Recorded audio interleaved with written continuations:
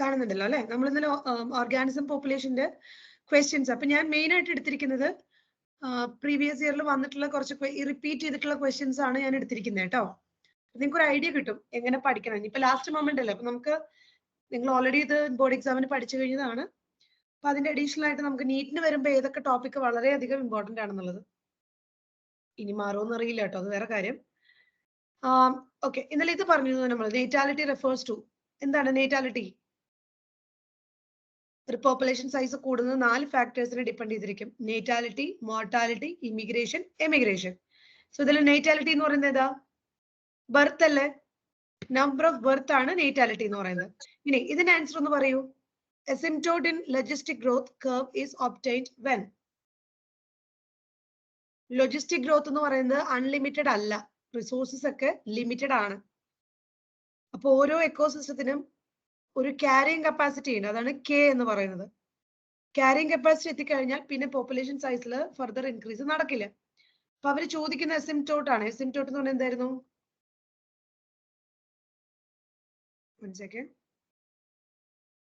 ഈ growth curve അല്ലേ?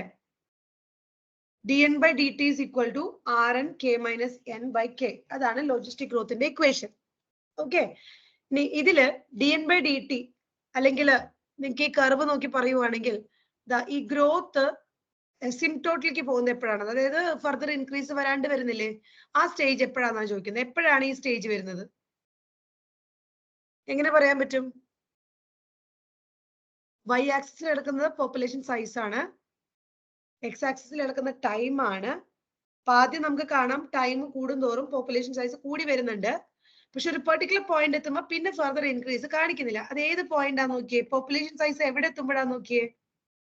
Population size എവിടെ എത്തുമ്പോഴാ? ക്യാരിങ് കപ്പാസിറ്റി എത്തുമ്പോഴല്ലേ അല്ലേ? ആ ഇക്കോസിസ്റ്റത്തിന് സപ്പോർട്ട് ചെയ്യാൻ പറ്റുന്ന മാക്സിമം സൈസ് ആയി കഴിഞ്ഞു പോപ്പുലേഷൻ. മാക്സിമം ആൾക്കാരെ ആ എക്കോസിസ്റ്റം അക്കോമഡേറ്റ് ചെയ്ത് കഴിഞ്ഞു. ഇനി കൂടാൻ പറ്റില്ല, ശരിയല്ലേ? ആൻസർ എന്തായിരിക്കും? എപ്പോഴാണ് ആ ഒരു സ്റ്റാറ്റിക് ആയിട്ട് പോകുന്നത്? എപ്പോഴാണ് ആ ഒരു ഗ്രോത്തിന് പിന്നെ ഫർദർ ഒരു ഇൻക്രീസ് കാണാണ്ട് വരുന്നത്? എപ്പോഴായിരിക്കും? ആൻസർ പറഞ്ഞേ. When K carrying capacity population സൈസിനേക്കാളും കുറവാകുമ്പോഴാണോ? ആർ വാല്യൂ 0 ആകുമ്പോഴാണോ? കെയും എന്നും ഈക്വൽ ആകുമ്പോഴാണോ? അതോ കെ എന്നിനേക്കാളും കൂടുതലാകുമ്പോഴാണോ? ഏതായിരിക്കും ആൻസർ?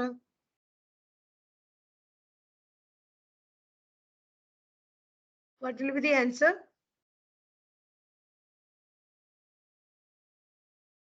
ഏതാണ് ആൻസർ? ഏതാണ്?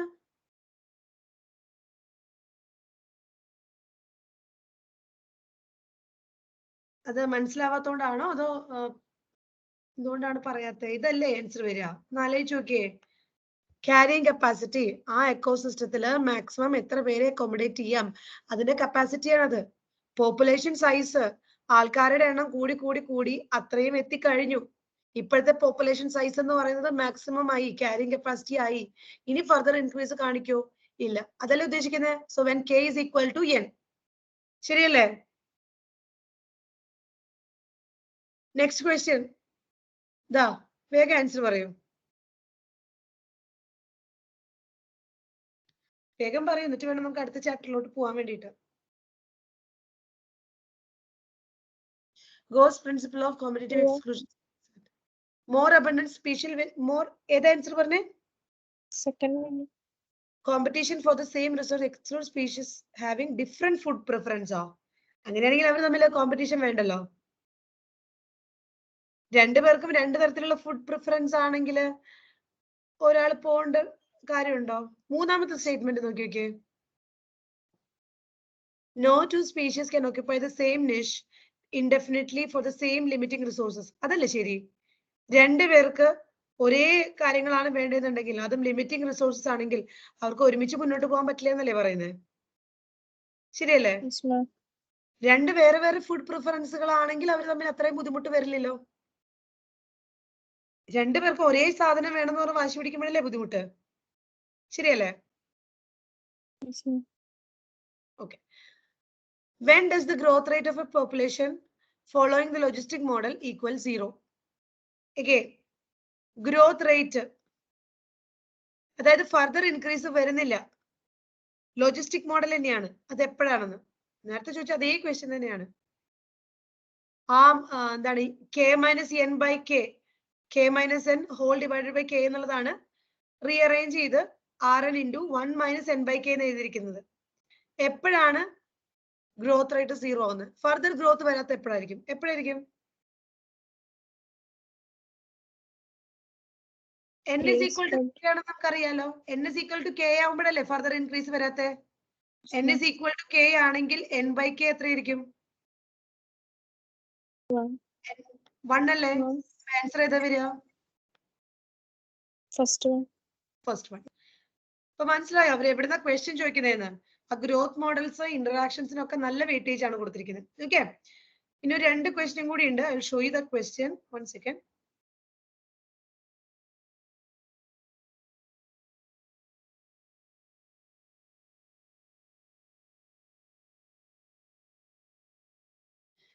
ഈ ക്വസ്റ്റ്യൻ നോക്കാം.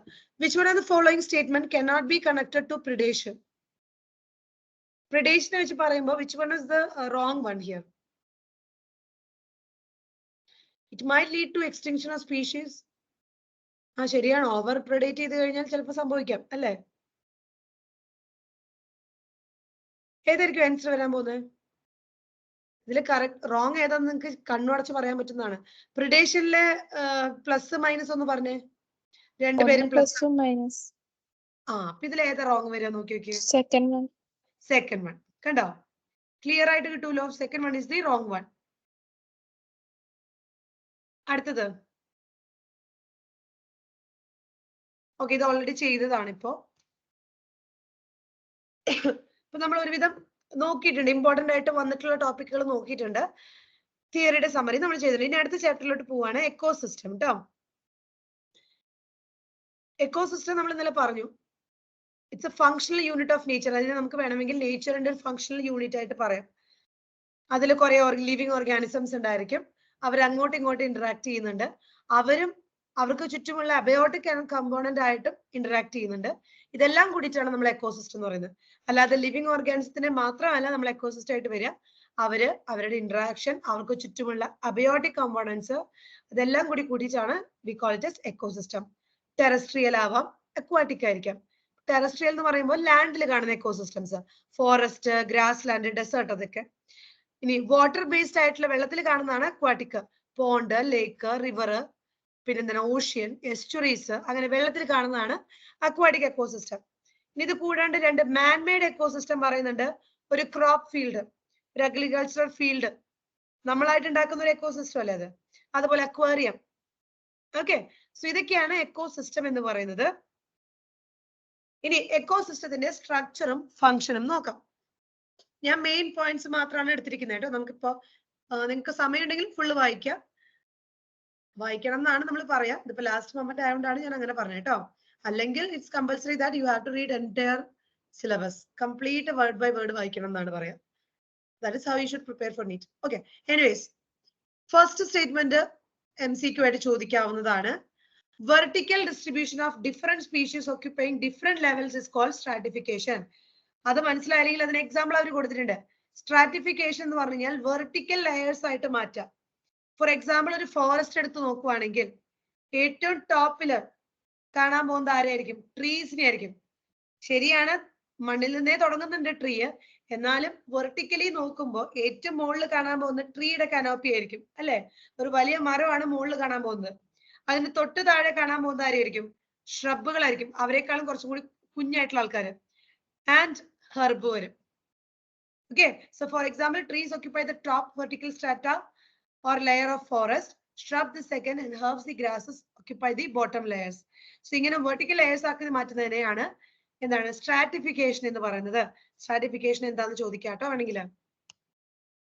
ഇനി നമ്മളൊരു എക്കോസിസ്റ്റം പഠിക്കുമ്പോൾ അല്ലെങ്കിൽ ഒരു എക്കോസിസ്റ്റത്തിനെ പറ്റി നോക്കുമ്പോൾ ഈ 4 കാര്യങ്ങൾ ആ എക്കോസിസ്റ്റത്തിൽ ഉണ്ടായിരിക്കും. പ്രൊഡക്ടിവിറ്റി, അതായത് ആ എക്കോസിസ്റ്റത്തില് പ്രൊഡ്യൂസേഴ്സ് കാണും, ഫുഡ് പ്രൊഡ്യൂസ് ചെയ്യുന്ന ആൾക്കാർ കാണും, ഡീകമ്പോസേഴ്സ് കാണും. ഓക്കെ, അതായത് ഡെഡ് ആയിട്ടുള്ള പ്ലാന്റ് മെറ്റീരിയലിനെയും ആനിമൽസിനെയും ഡീകമ്പോസ് ചെയ്ത് അതിലുള്ള ന്യൂട്രിയൻസിനെ റീസൈക്കിൾ ചെയ്യുന്ന ആൾക്കാരെ കാണും. എനർജി ഫ്ലോ കാണാം. ഇപ്പൊ പ്രൊഡ്യൂസർ ഫുഡ് പ്രൊഡ്യൂസ് ചെയ്ത് കഴിഞ്ഞാൽ അതിൽ നിന്നും എനർജി തൊട്ട് കുറച്ച് അടുത്ത ആൾക്കാരിലേക്ക് ട്രാൻസ്ഫർ ആവുന്നത് കാണാൻ പറ്റും, കൺസ്യൂമേഴ്സിലോട്ട് പോകുന്നതായിട്ട് കാണാൻ പറ്റും. അതുപോലെ ന്യൂട്രിയൻ സൈക്ലിംഗ്, ഓക്കെ, ഡികമ്പോസിഷൻ കഴിയുമ്പോൾ ന്യൂട്രിയൻസിന്റെ സൈക്ലിംഗ് കാണാം. ഇപ്പൊ ഏതൊരു എക്കോസിസ്റ്റം എടുത്ത് നോക്കിക്കഴിഞ്ഞാലും അത് എത്ര ചെറുതാണെങ്കിലും വലുതാണെങ്കിലും ഓക്കെ, അതിലൊരു പ്രൊഡ്യൂസേഴ്സ് ഉണ്ടായിരിക്കും, പ്രൊഡ്യൂസറിൽ നിന്നും അവരെ കൺസ്യൂം ചെയ്ത് എനർജി എടുക്കുന്ന കൺസ്യൂമേഴ്സ് കാണും, ഇവരെ എല്ലാവരും ഡികമ്പോസ് ചെയ്യുന്ന ഡികമ്പോസേഴ്സ് കാണും, ന്യൂട്രിയൻസിന്റെ സൈക്ലിങ്ങും കാണും. ഓക്കെ, അപ്പൊ അത് എക്സ്പ്ലെയിൻ ചെയ്യാൻ വേണ്ടി നിങ്ങൾ ടെക്സ്റ്റിൽ ഒരു എക്സാമ്പിൾ കൊടുത്തിട്ടുണ്ട്. ഒരു പോണ്ട് എക്കോസിസ്റ്റം എടുത്തിട്ട്, ഒരു അക്വാറ്റിക് എക്കോസിസ്റ്റം ആണ്, ഒരു ചെറിയ പോണ്ട് എടുത്തിട്ട് പറയുന്നുണ്ട്. ഒരു പോണ്ട് എന്ന് പറഞ്ഞു കഴിഞ്ഞാൽ നമുക്കറിയാം ഒരു ഷാലോ വാട്ടർ ബോഡിയാണ്. ഇതിലെ അബയോട്ടിക് കമ്പോണന്റ്, എക്കോസിസ്റ്റം എന്ന് പറയുമ്പോൾ ലിവിങ് ആയിട്ടുള്ള മാത്രമല്ല നോൺ ലിവിങ് ആയിട്ടുള്ള നമ്മൾ കൺസിഡർ ചെയ്യും. ഇപ്പൊ ഇവിടെ വാട്ടറിൽ ഡിസോൾവ് ചെയ്തിട്ടുള്ള മെറ്റീരിയൽസും എല്ലാമാണ് എന്ത്, അതുപോലെ അതിന്റെ പോണ്ടിന്റെ അടിയിലുള്ള സോയിലും എല്ലാം കൂടിയിട്ടാണ് നമ്മൾ അബയോട്ടിക് കമ്പോണന്റ് എന്ന് പറയുന്നത്. അതുപോലെ അവിടുത്തെ energy, sunlight, temperature, day length, climatic conditions, ഇതെല്ലാം ആ എക്കോസിസ്റ്റത്തിന്റെ ഫംഗ്ഷനിങ്ങിനെ എഫക്ട് ചെയ്യുന്ന അബയോട്ടിക് കമ്പോണന്റ്സ് ആണ്. ഇനി ഈ 4 കോമ്പോണന്റ്സ് ഞാൻ പറഞ്ഞു. പ്രൊഡക്ടിവിറ്റി, ഒരാൾ വേണം പ്രൊഡ്യൂസർ ആയിട്ട്. ഇപ്പൊ ഈ പോണ്ടിലെ പ്രൊഡ്യൂസർ ആയിട്ട് നമുക്ക് പറയാവുന്നത് ഫൈറ്റോപ്ലാങ്ക്ടൺ, ചെറിയ ചെറിയ കുഞ്ഞു ഓർഗാനിസംസ്, ഫോട്ടോസിന്തറ്റിക് ആയിട്ടുള്ളത്, ചെറിയ ആൽഗെ, ഫ്ലോട്ടിംഗ് ആയിട്ടോ സബ്മർജ്ഡ് ആയിട്ടോ മറ്റോ കാണുന്ന പ്ലാന്റ്സ്. ഇനിയോ കൺസ്യൂമറിലോട്ട് പോവുകയാണെങ്കിൽ അവിടെ ചെറിയ ചെറിയ ആനിമൽ സ്പീഷീസുകൾ കാണും. സൂ പ്ലാങ്ക്ടൺ, വെള്ളത്തിൽ ഇങ്ങനെ ഒഴുകി നടക്കുന്ന ചെറിയ ചെറിയ ആനിമൽ സ്പീഷീസ്, ചെറിയ ചെറിയ ഓർഗാനിസംസ്. ഓക്കെ, ആനിമൽ സ്പീഷീസ് എന്നല്ല, ചെറിയ ചെറിയ ഓർഗാനിസംസ്. ഫ്രീ സ്വിമ്മിംഗ് ആയിട്ടും ഈ പോണ്ടിന്റെ ഏറ്റവും അടിയിൽ കാണുന്നതായിട്ടുള്ള ഓർഗാനിസംസ്, അവരൊക്കെ കൺസ്യൂമർ ലെവലിൽ വരുന്ന ആൾക്കാരാണ്. ഡീകമ്പോസർ ആയിട്ട് അവിടെ ഫംഗസ്, ബാക്ടീരിയ, ബാക്കി ഓർഗാനിസംസ് ഒക്കെ കാണും. പറഞ്ഞു വരുന്ന ഇത്രയേ ഉള്ളൂ. ഇപ്പൊ ഒരു ഹോൾ ബയോസ്ഫിയർ, ഈ എൻറ്റയർ എർത്തിലെ തന്നെ ഓർഗാനിസത്തിന്റെ മുഴുവൻ നമുക്ക് വേണമെങ്കിൽ ഒരു എക്കോസിസ്റ്റം ആയിട്ട് പറയാം. ഈ ഹോൾ ബയോസ്ഫിയറിൽ നടക്കുന്ന അതേ ഫങ്ഷൻസ് തന്നെ ഈ കുഞ്ഞ് പോണ്ടിൽ നിന്ന് കാണാമെന്ന്. ഇപ്പൊ എക്കോസിസ്റ്റത്തിന്റെ വലിപ്പ ചെറുപ്പമല്ല, ബേസിക് ആയിട്ടുള്ള production, energy flow, decomposition, nutrient cycling, ഇങ്ങനെയുള്ള എല്ലാ കാര്യങ്ങളും നമുക്ക് എവിടെ കാണാം, ഒരു ചെറിയ എക്കോസിസ്റ്റത്തിൽ നമുക്ക് കാണാമെന്നാണ് പറയുന്നത്. ക്ലിയർ ആണോ? ഓക്കെ ആണോ? ഓക്കെ. ഇനി പ്രൊഡക്ടിവിറ്റി, ഇത് ഒരുപാട് പ്രാവശ്യം ഫ്രീക്വന്റ് ആയിട്ട് ചോദിച്ചിട്ടുള്ള ഒരു ഏരിയ ആണ് കേട്ടോ പ്രൊഡക്ടിവിറ്റി. ഈ ചാപ്റ്ററിൽ നിന്ന് ഫ്രീക്വന്റ് ആയിട്ട് ഈ പ്രൊഡക്ടിവിറ്റി ഏരിയയിൽ നിന്ന് കുറേ ക്വസ്റ്റ്യൻസ് ചോദിക്കാറുണ്ട്. Primary production, secondary productivity, secondary productivity, ഇങ്ങനത്തെ കുറച്ച് ടേംസ് ആണ് ഇവിടെ വരുന്നത്. പ്ലസ് ഒരു ഇക്വേഷൻ ഉണ്ട്, അതിൽ ഇക്വേഷൻ ആണ് കൂടുതലും ചോദിച്ചു കണ്ടിരിക്കുന്നത്. ഓക്കെ, പ്രൈമറി പ്രൊഡക്ഷൻ എന്ന് പറഞ്ഞു കഴിഞ്ഞാൽ എത്രത്തോളം ബയോമാസ് ഉണ്ടാക്കി, അവിടെ എത്രത്തോളം ലിവിങ് ഓർഗാനിസംസ്, അവരുടെ ബയോമാസ്, ഫോട്ടോസിന്തസിസ് വഴി എത്രത്തോളം പ്രൊഡക്ഷൻ ഉണ്ടായിട്ടുണ്ട്, അതാണ് primary production. So primary production is defined as the amount of biomass or organic matter produced per unit area. അതായത് ഇത്ര ഏരിയയിൽ എത്ര പ്രൊഡക്ഷൻ നടന്നു ഫോട്ടോസിന്തസിസ് വഴി ഇത്ര സമയത്തിനുള്ളിൽ. ഫോട്ടോസിന്തസിസ് ആയതുകൊണ്ട് ഒബിയസ്ലി ബൈ പ്ലാന്റ്സ് ആണ് നമ്മൾ ഉദ്ദേശിക്കുന്നത്. So it is defined as the amount of biomass or organic matter produced per unit area over a time period by plants during photosynthesis.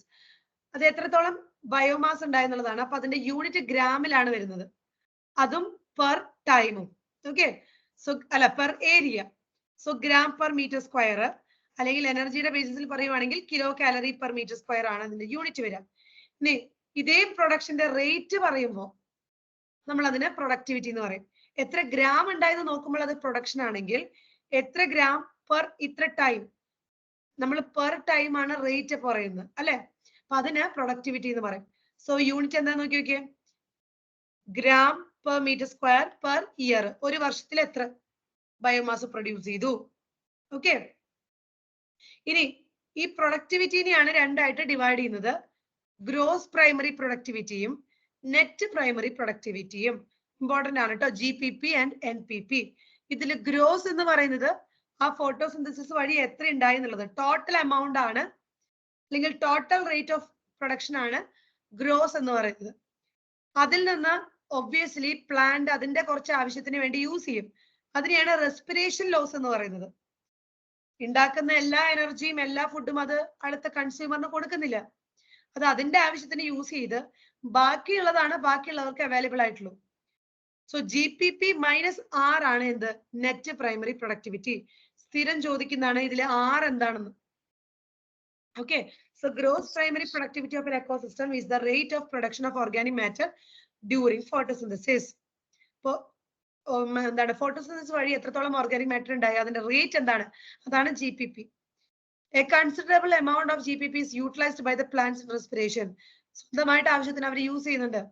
ഇനി അതിൽ നിന്നും ആ റെസ്പിറേഷൻ ലോസ് മൈനസ് ചെയ്ത് കിട്ടുമ്പോൾ കിട്ടുന്നതാണ് നെറ്റ് പ്രൈമറി പ്രൊഡക്ടിവിറ്റി, NPP. ഇനി ഇതാണ് ബാക്കിയുള്ളവർക്ക് അവൈലബിൾ ആയിട്ടുള്ളത്. Net primary productivity is available of biomass for the consumption to heterotrophs. അടുത്ത ആൾക്കാർക്ക് ഹെർബിവോറും ഡീകമ്പോസേഴ്സ് ഒക്കെ. ഇനി സെക്കൻഡറി പ്രൊഡക്ടിവിറ്റി എന്ന് പറഞ്ഞാൽ എന്താ?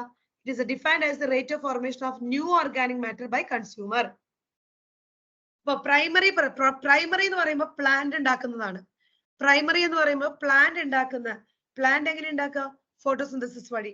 ഇനി അതിന്റെ തന്നെ റേറ്റിനെയാണ് എന്ത് പറയുന്നത്? പ്രൊഡക്ടിവിറ്റി. അത് രണ്ടു തരത്തിലുണ്ടെന്നാ പറയുന്നത്. ഗ്രോസ് പ്രൈമറി പ്രൊഡക്ടിവിറ്റിയും നെറ്റ് പ്രൈമറി പ്രൊഡക്ടിവിറ്റിയും. ഇതില് GPP എന്ന് പറയുന്നത് ടോട്ടൽ ആണെങ്കിൽ അതിന് കുറച്ച് റെസ്പിറേഷന് വേണ്ടി യൂസ് ചെയ്യുന്നുണ്ട്. ശരിയല്ലേ? ഈ ഗ്രോസ് പ്രൈമറി പ്രൊഡക്ടിവിറ്റിയിൽ നിന്ന് കുറച്ച് റെസ്പിറേഷൻ ലോസ് ആയിട്ട് പോകുന്നുണ്ട്. അതാണ് R. അത് കഴിഞ്ഞ് ബാക്കി വരുന്നതാണ് നെറ്റ് പ്രൈമറി പ്രൊഡക്ടിവിറ്റി. ആൻഡ് ഇതാണ് ബാക്കി ആൾക്കാർക്ക് അവൈലബിൾ ആയിട്ടുള്ളത്. പ്ലാന്റ് ഉണ്ടാക്കി അതിൽ നിന്ന് യൂസ് ചെയ്തു, ബാക്കി നിൽക്കുന്നതാണ് ഇനി ബാക്കിയുള്ളവർക്ക് കിട്ടാൻ പോകുന്നുള്ളൂ. അതാണ് net primary productivity. Secondary productivity എന്ന് പറയുന്നത് ഇനി കൺസ്യൂമേഴ്സ് ഉണ്ടാക്കാൻ പോകുന്ന ഓർഗാനിക് മാറ്റർ, പ്ലാന്റിൽ നിന്ന് കിട്ടിയത് യൂസ് ചെയ്തിട്ട് അവർ പുതിയ കുറച്ച് ഓർഗാനിക് മാറ്റർ ഉണ്ടാക്കും. അതാണ് സെക്കൻഡറി പ്രൊഡക്ടിവിറ്റി. ക്ലിയർ ആണോ? ഈ ഇക്വേഷൻ വളരെ ഇമ്പോർട്ടന്റ് ആണ് കേട്ടോ. ഇനി ആനുവൽ നെറ്റ് പ്രൈമറി പ്രൊഡക്ടിവിറ്റി. ഒരു വർഷം ദ ഹോൾ ബയോസ്ഫിയർ എത്രത്തോളം പ്ലാന്റ് ഉണ്ടാക്കുന്നതാണ്, എത്രത്തോളം പ്രൊഡക്ടിവിറ്റി ഉണ്ടെന്നാണ് ചോദിക്കുന്നത്. 170 ബില്യൺ ടൺസ്. 170 billion tons.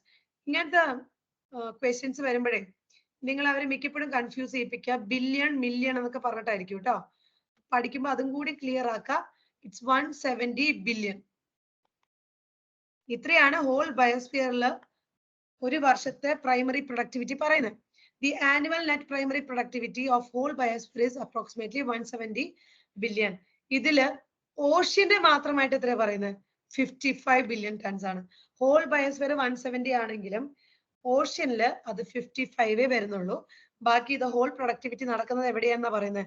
ലാൻഡിലാണ് നടക്കുന്നത്. ഓക്കെ. ഇനി അടുത്ത ഇമ്പോർട്ടന്റ് ടോപ്പിക് ആണ് ഡീകമ്പോസിഷൻ. വളരെയധികം ഇമ്പോർട്ടന്റ് ആണ്. ഡീകമ്പോസിഷൻ എന്താണെന്ന് ചെറിയ ക്ലാസ്സിൽ നമ്മൾ പഠിച്ചിട്ടുണ്ട്. എന്താണ്? ഡെഡ് ആയിട്ടുള്ള ഓർഗാനിക് മാറ്റർ, അതിപ്പോ പ്ലാന്റ് ആവാം, ആനിമൽ ആവാം, വാട്ട് എവർ ഇറ്റ് ഈസ്, അതിനെ സോയിലുള്ള ഓർഗാനിസംസ് ഡീകമ്പോസ് ചെയ്ത് ചെറിയ ചെറിയ മെറ്റീരിയൽസ് ആക്കി മാറ്റും. അതിനാണ് ഡീകമ്പോസിഷൻ എന്ന് പറയുന്നത്. ഡെഫിനിഷൻ എന്താ? Break down complex organic matter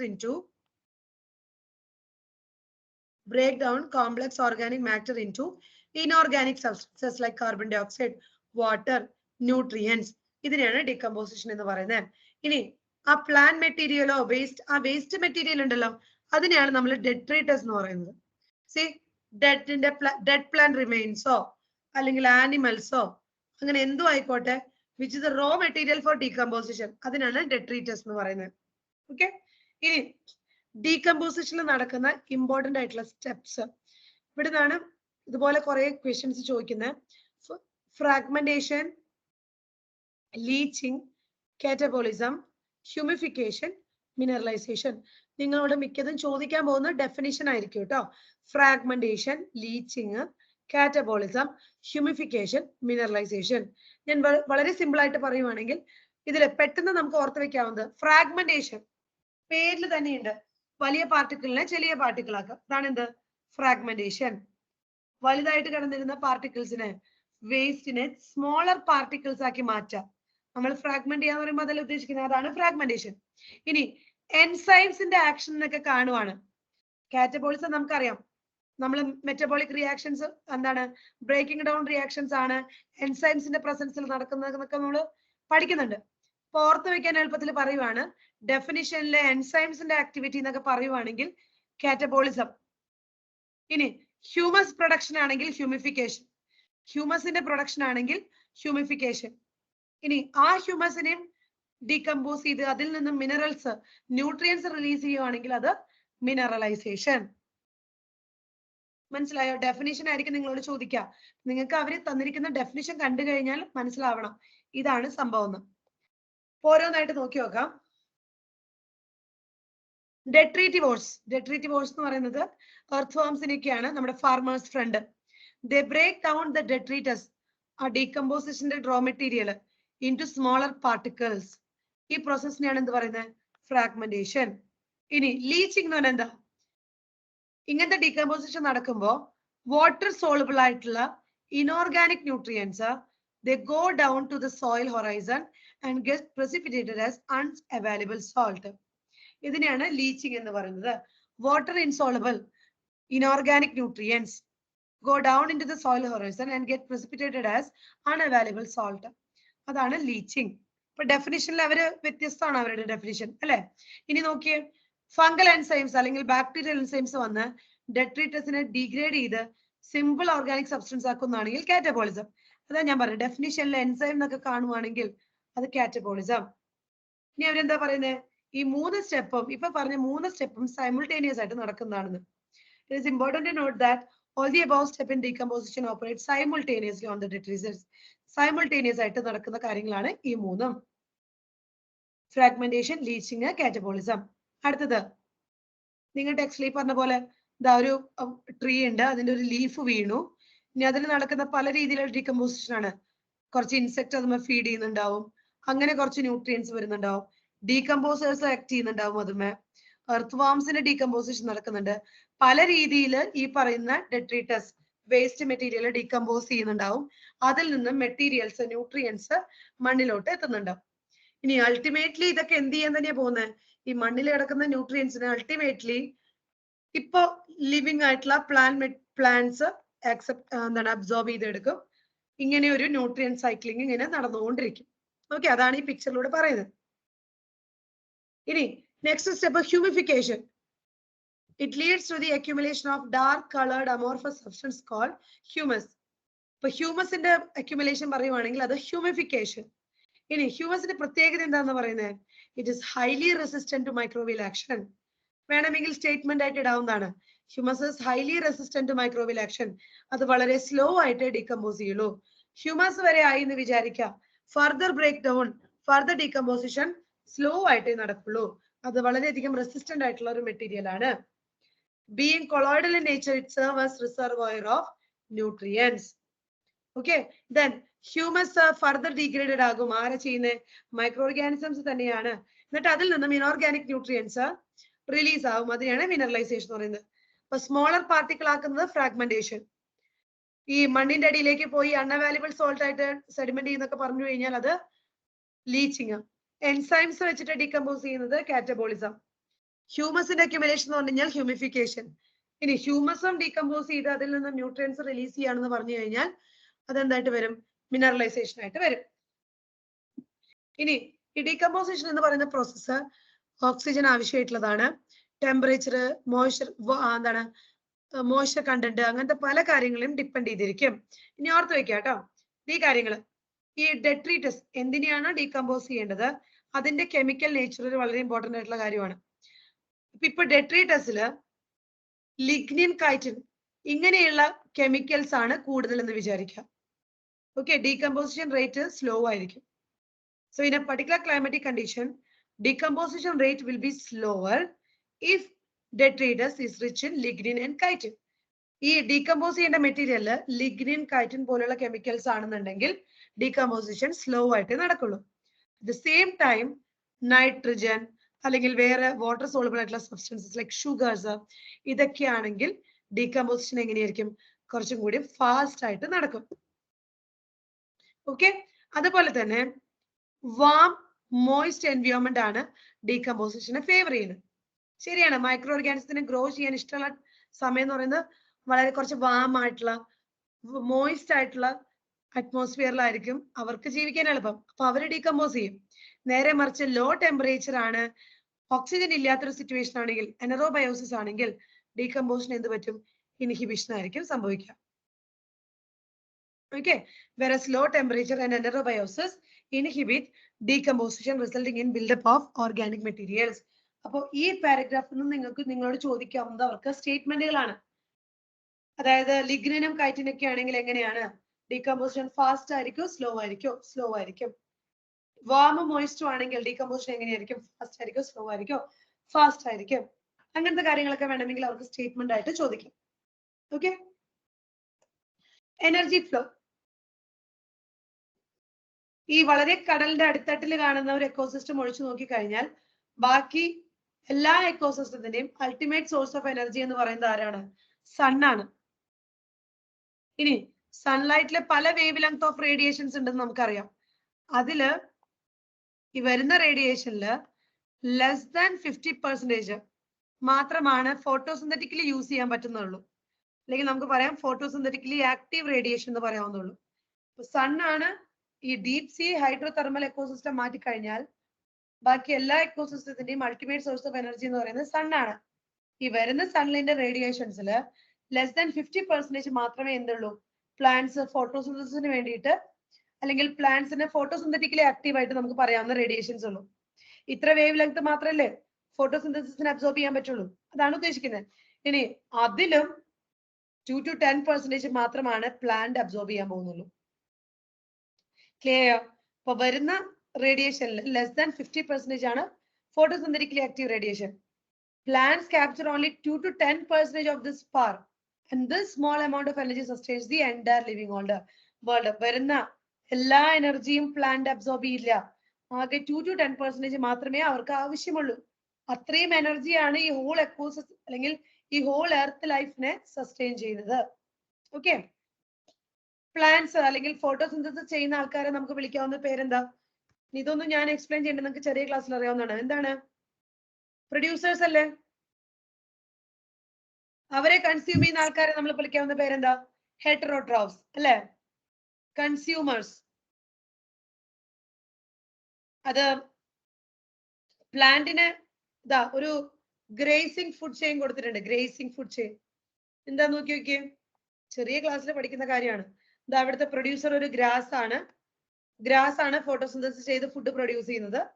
ഈ ഗ്രാസിനെ കഴിക്കുന്ന ഗോട്ട് അവിടെ എന്താവുകയാണ്? പ്രൈമറി കൺസ്യൂമർ ആവുകയാണ്. ഇനി ആ ഗോട്ടിനെ മനുഷ്യൻ കഴിച്ചു കഴിഞ്ഞാൽ നമ്മൾ എന്താവും? സെക്കൻഡറി കൺസ്യൂമർ ആവും. ശരിയല്ലേ? കൺസ്യൂമർ എന്ന് പറയുന്നത് ഹെറ്ററോട്രോപ്സ് ആണ്. അവര് പ്ലാന്റിനെ ഡയറക്റ്റ് ആയിട്ടോ ഇൻഡയറക്റ്റ് ആയിട്ടോ ഡിപ്പെൻഡ് ചെയ്യും. ഡയറക്റ്റ് ആയിട്ട് ഡിപ്പെൻഡ് ചെയ്യുവാണെങ്കിൽ അവർ ഹെർബിവോർസ് ആണ്. അവർ പ്രൈമറി കൺസ്യൂമേഴ്സും ആണെന്ന് പറയാം. ഫസ്റ്റ് വരുന്ന ആൾക്കാരാണ് കൺസ്യൂമർ ലെവലില്. ഓക്കെ, ഇനി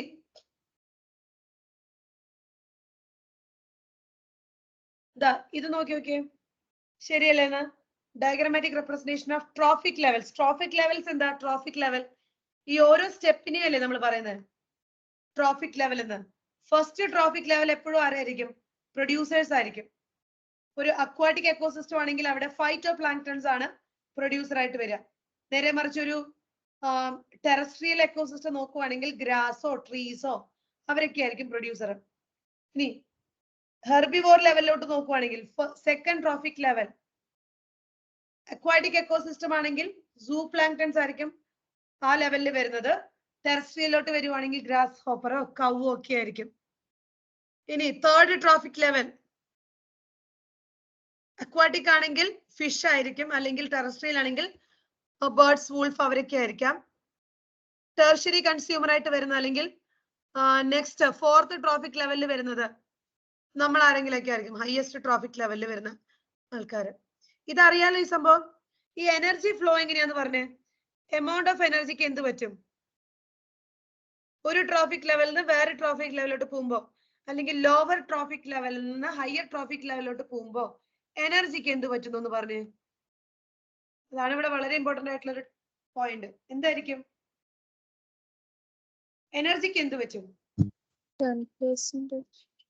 ഇൻക്രീസ് ചെയ്യോ ഡിക്രീസ് ചെയ്യോ?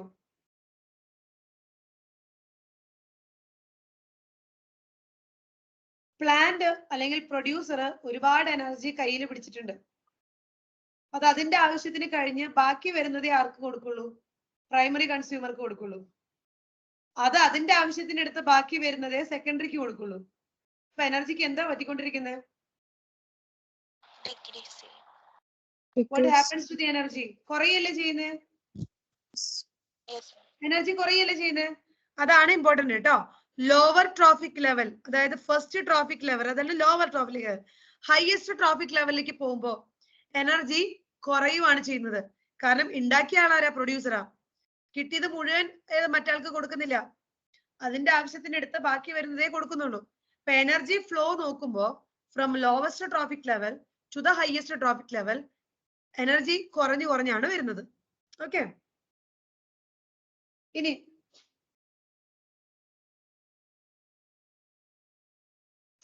ഗ്രേസിംഗ് ഫുഡ് ചെയിൻ നമ്മൾ കണ്ടുപോ അല്ലെ? ഗ്രാസ് നിന്ന് സ്റ്റാർട്ട് ചെയ്യുന്ന ഒരു ടെറസ്ട്രിയൽ എക്കോസിസ്റ്റത്തിൽ കാണാവുന്ന ഒരു grass ecosystem, I mean grazing food chain നമ്മൾ കണ്ടു. ഇനി ഇതേപോലെയുള്ള വേറെ ഫുഡ് ചെയിൻ ആണ് ഡെട്രീറ്റസ് ഫുഡ് ചെയിൻ. ഡെട്രീറ്റസ് എന്ന് പറഞ്ഞാൽ എന്താ?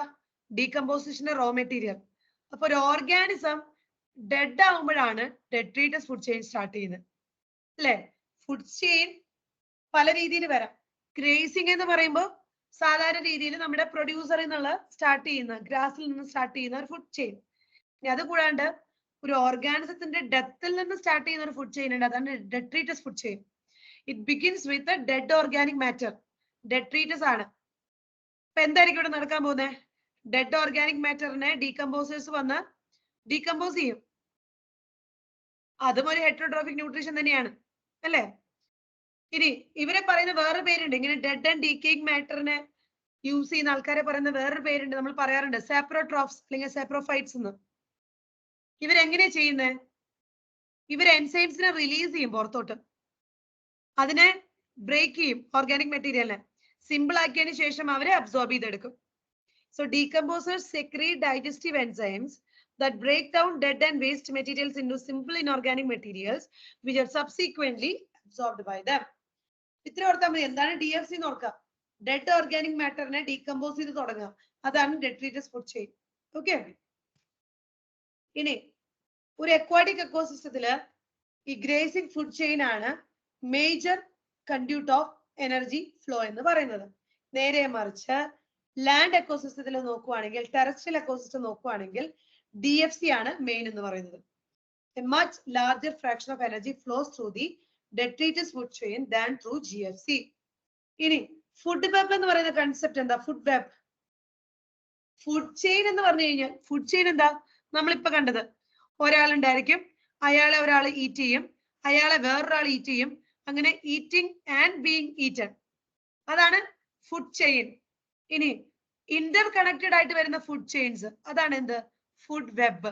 ഇന്റർ കണക്റ്റഡ് ആയിട്ട് വരിക, അതായത് ഇപ്പൊ ഈ ഗോട്ടിനെ വേറൊരു ആനിമല്, മാൻ അല്ലാണ്ട് മനുഷ്യനല്ലാണ്ട് വേറൊരു ആനിമല് ഫീഡ് ചെയ്യുവാണെങ്കിൽ അത് വേറൊരു ഫുഡ് ചെയിൻ ആയിട്ട് മാറും അല്ലെ? ഇവിടുന്ന് വേറൊരു ഫുഡ് ചെയിൻ വരാം. ഈ ഗോട്ടിനെ വേറെ ഏതെങ്കിലും ഒരു ആനിമൽ കൺസ്യൂം ചെയ്യുകയാണെങ്കിൽ this goat is going to be a part of a different food chain. അപ്പൊ പല ഫുഡ് ചെയിൻസ് ഇന്റർ കണക്റ്റഡ് ആയിട്ട് വരുമ്പോ അതിനെ വിളിക്കുന്ന പേരാണ് ഫുഡ് വെബ്.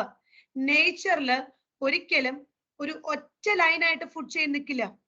അതായത് ഗ്രാസിനെ ഗോട്ട് മാത്രമേ കഴിക്കുള്ളൂ, ആ ഗോട്ടിനെ മാൻ മാത്രമേ കഴിക്കുള്ളൂ, അങ്ങനെ ലീനിയർ ആയിട്ടുള്ള ഒരു ഫുഡ് ചെയിൻ നേച്ചറിൽ കാണില്ല. പകരം ഫുഡ് വെബുകളായിരിക്കും കാണുക, ഇന്റർ കണക്റ്റഡ് ആയിട്ട്. ഓക്കെ, അതായത് ഒരു ഓർഗാനിസത്തിനെ പ്രിഡേറ്റ് ചെയ്യുന്ന പല ആൾക്കാരും ഉണ്ടായിരിക്കും, പല കൺസ്യൂമേഴ്സ് ഉണ്ടായിരിക്കും. ക്ലിയർ ആണോ? അതാണ് ഫുഡ് വെബ് എന്ന് പറയുന്നത്. Interconnection of food chains are called food web. ഇനി ട്രോഫിക് ലെവൽ എന്താന്ന് പറഞ്ഞു. First trophic level, second trophic level, കാര്യങ്ങളൊക്കെ പറഞ്ഞു. ഇനി ഇത് ഇമ്പോർട്ടന്റ് ആണ്, MCQ ആയിട്ട് ചോദിക്കാവുന്നതാണ് ഈ statement. Each trophic level has certain mass of living material at a particular time. ഇതിനെയാണ് സ്റ്റാൻഡിംഗ് ക്രോപ്പ് എന്ന് പറയുന്നത്. ഈ ഫസ്റ്റ് ലെവലിൽ നോക്കുവാണെങ്കിൽ, ഫസ്റ്റ് ട്രോഫിക് ലെവലിൽ ആണെങ്കിൽ ഇവിടെ എത്രത്തോളം പ്രൊഡ്യൂസേഴ്സ് ഉണ്ട്, അവരുടെ ലിവിംഗ് മാസ് എത്രയാണ്, അതാണ് സ്റ്റാൻഡിംഗ് ക്രോപ്പ് എന്ന് പറയുന്നത്. Standing crop. Each trophic level has A certain mass of living material at a particular time. ഇതിനെയാണ് സ്റ്റാൻഡിംഗ് ക്രോപ്പ് എന്ന് പറയുന്നത്. ഒന്നുകിൽ നമ്മളത് ബയോമാസ് ആയിട്ടോ അല്ലെങ്കിൽ നമ്പർ ആയിട്ടോ ആണ് നമ്മൾ കണക്കാക്കുക. ഓക്കെ, ഇനി 10% ലോ എന്താന്ന് ചോദിക്കാം. 10% ലോ ഞാൻ ഒരു കാര്യം പറഞ്ഞു, എനർജി മുകളിലേക്ക് പോകും തോറും, മുകളിലത്തെ ട്രോഫിക് ലെവലിലേക്ക് പോകും തോറും എനർജിയുടെ ലെവല് കുറയും എന്ന് പറഞ്ഞു അല്ലേ. അപ്പൊ അതൊരു 10% ലോ ഫോളോ ചെയ്യുന്നുണ്ട്. എന്താണ് 10% ലോ എന്ന് നോക്കാം. Only 10% of the energy transferred to each trophic level from the lower trophic level. ഓരോ ട്രോഫിക് ലെവലിലേക്ക് പോകും തോറും എനർജി കുറയുന്നുണ്ട്. അതായത് പ്രൊഡ്യൂസറിന്റെ കയ്യിലുള്ള എനർജിയുടെ 10% പ്രൈമറി കൺസ്യൂമറിലോട്ട് പോവുള്ളൂ. പ്രൈമറി കൺസ്യൂമറിലുള്ള മൊത്തം ബയോമാസിന്റെ 10% നെക്സ്റ്റ് ലെവലിലോട്ട് പോവുള്ളൂ. അതാണ് 10% ലോ. സോ എനർജി ഫ്ലോ എന്ന് പറയുന്നത് എന്താ ഉദ്ദേശിക്കുന്നത്? Only 10% of the energy is transferred to each trophic level from the lower trophic level. താഴെയുള്ള ഒരു ട്രോഫിക് ലെവലിൽ നിന്നും 10% എനർജി മാത്രമേ തൊട്ടടുത്ത ലെവലിലോട്ട് ട്രാൻസ്ഫർ ആവുള്ളൂ. അതാണ് 10%. അങ്ങനെ ഓരോ ലെവൽ കഴിയും തോറും എനർജി കുറഞ്ഞു കുറഞ്ഞു വരും. ക്ലിയർ ആണ്? എക്കോളജിക്കൽ പിരമിഡ്സ്, 3 തരത്തിലുള്ള ecological pyramids: pyramid of number, pyramid of biomass and pyramid of energy. നിങ്ങളോട് ചോദിക്കുക ഇതില് ഇൻവേർട്ടഡ് ഏതാണ്, അപ്രൈറ്റ് ഏതാണെന്ന് ചോദിക്കും. ടെക്സ്റ്റിൽ കൊടുത്തിരിക്കുന്ന തന്നെയാണ് റീസെന്റ് ഇയേഴ്സിൽ ചോദിക്കാറ്.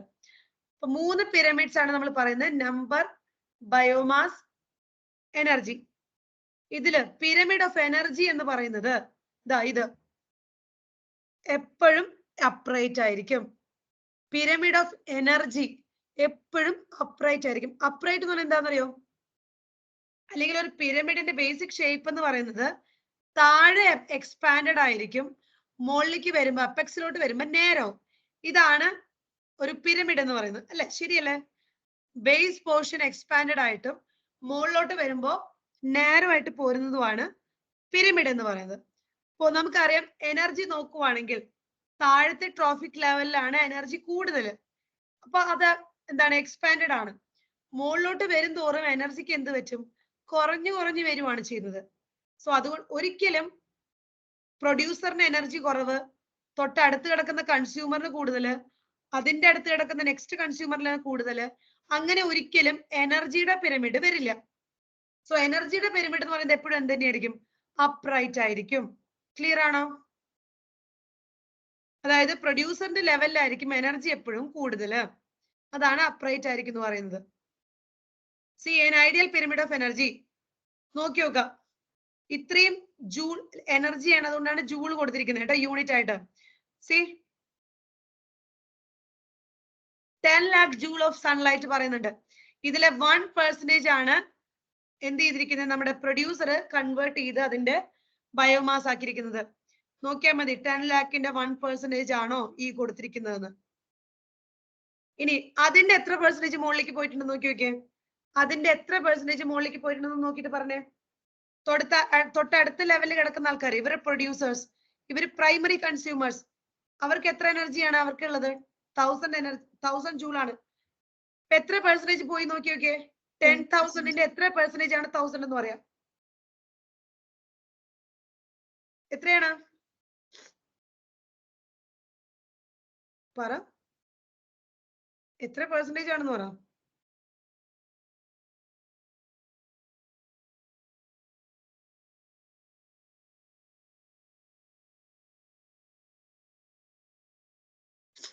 എത്രയാണ്? നമ്മൾ എനർജി ഫ്ലോ ഒരു ലോ പറഞ്ഞില്ലേ, 10% ലോ പറഞ്ഞു, ശരിയല്ലേ? ഒരാൾക്ക് അവൈലബിൾ ആയിട്ടുള്ള എനർജിയുടെ എത്ര ശതമാനം ആയിരിക്കും അടുത്ത ലെവലിലോട്ട് പോകുന്നത്? 10%. അപ്പൊ 10,000ന്റെ 10% എത്രയാ? കണ്ടോ, 1000 ജൂളല്ലേ അടുത്ത ആൾക്ക് പറയുന്നത്. ഇനി അതിന്റെയും 10% അല്ലേ നോക്കിയൊക്കെ അടുത്ത ആൾക്ക് കൊടുത്തിരിക്കുന്നത്.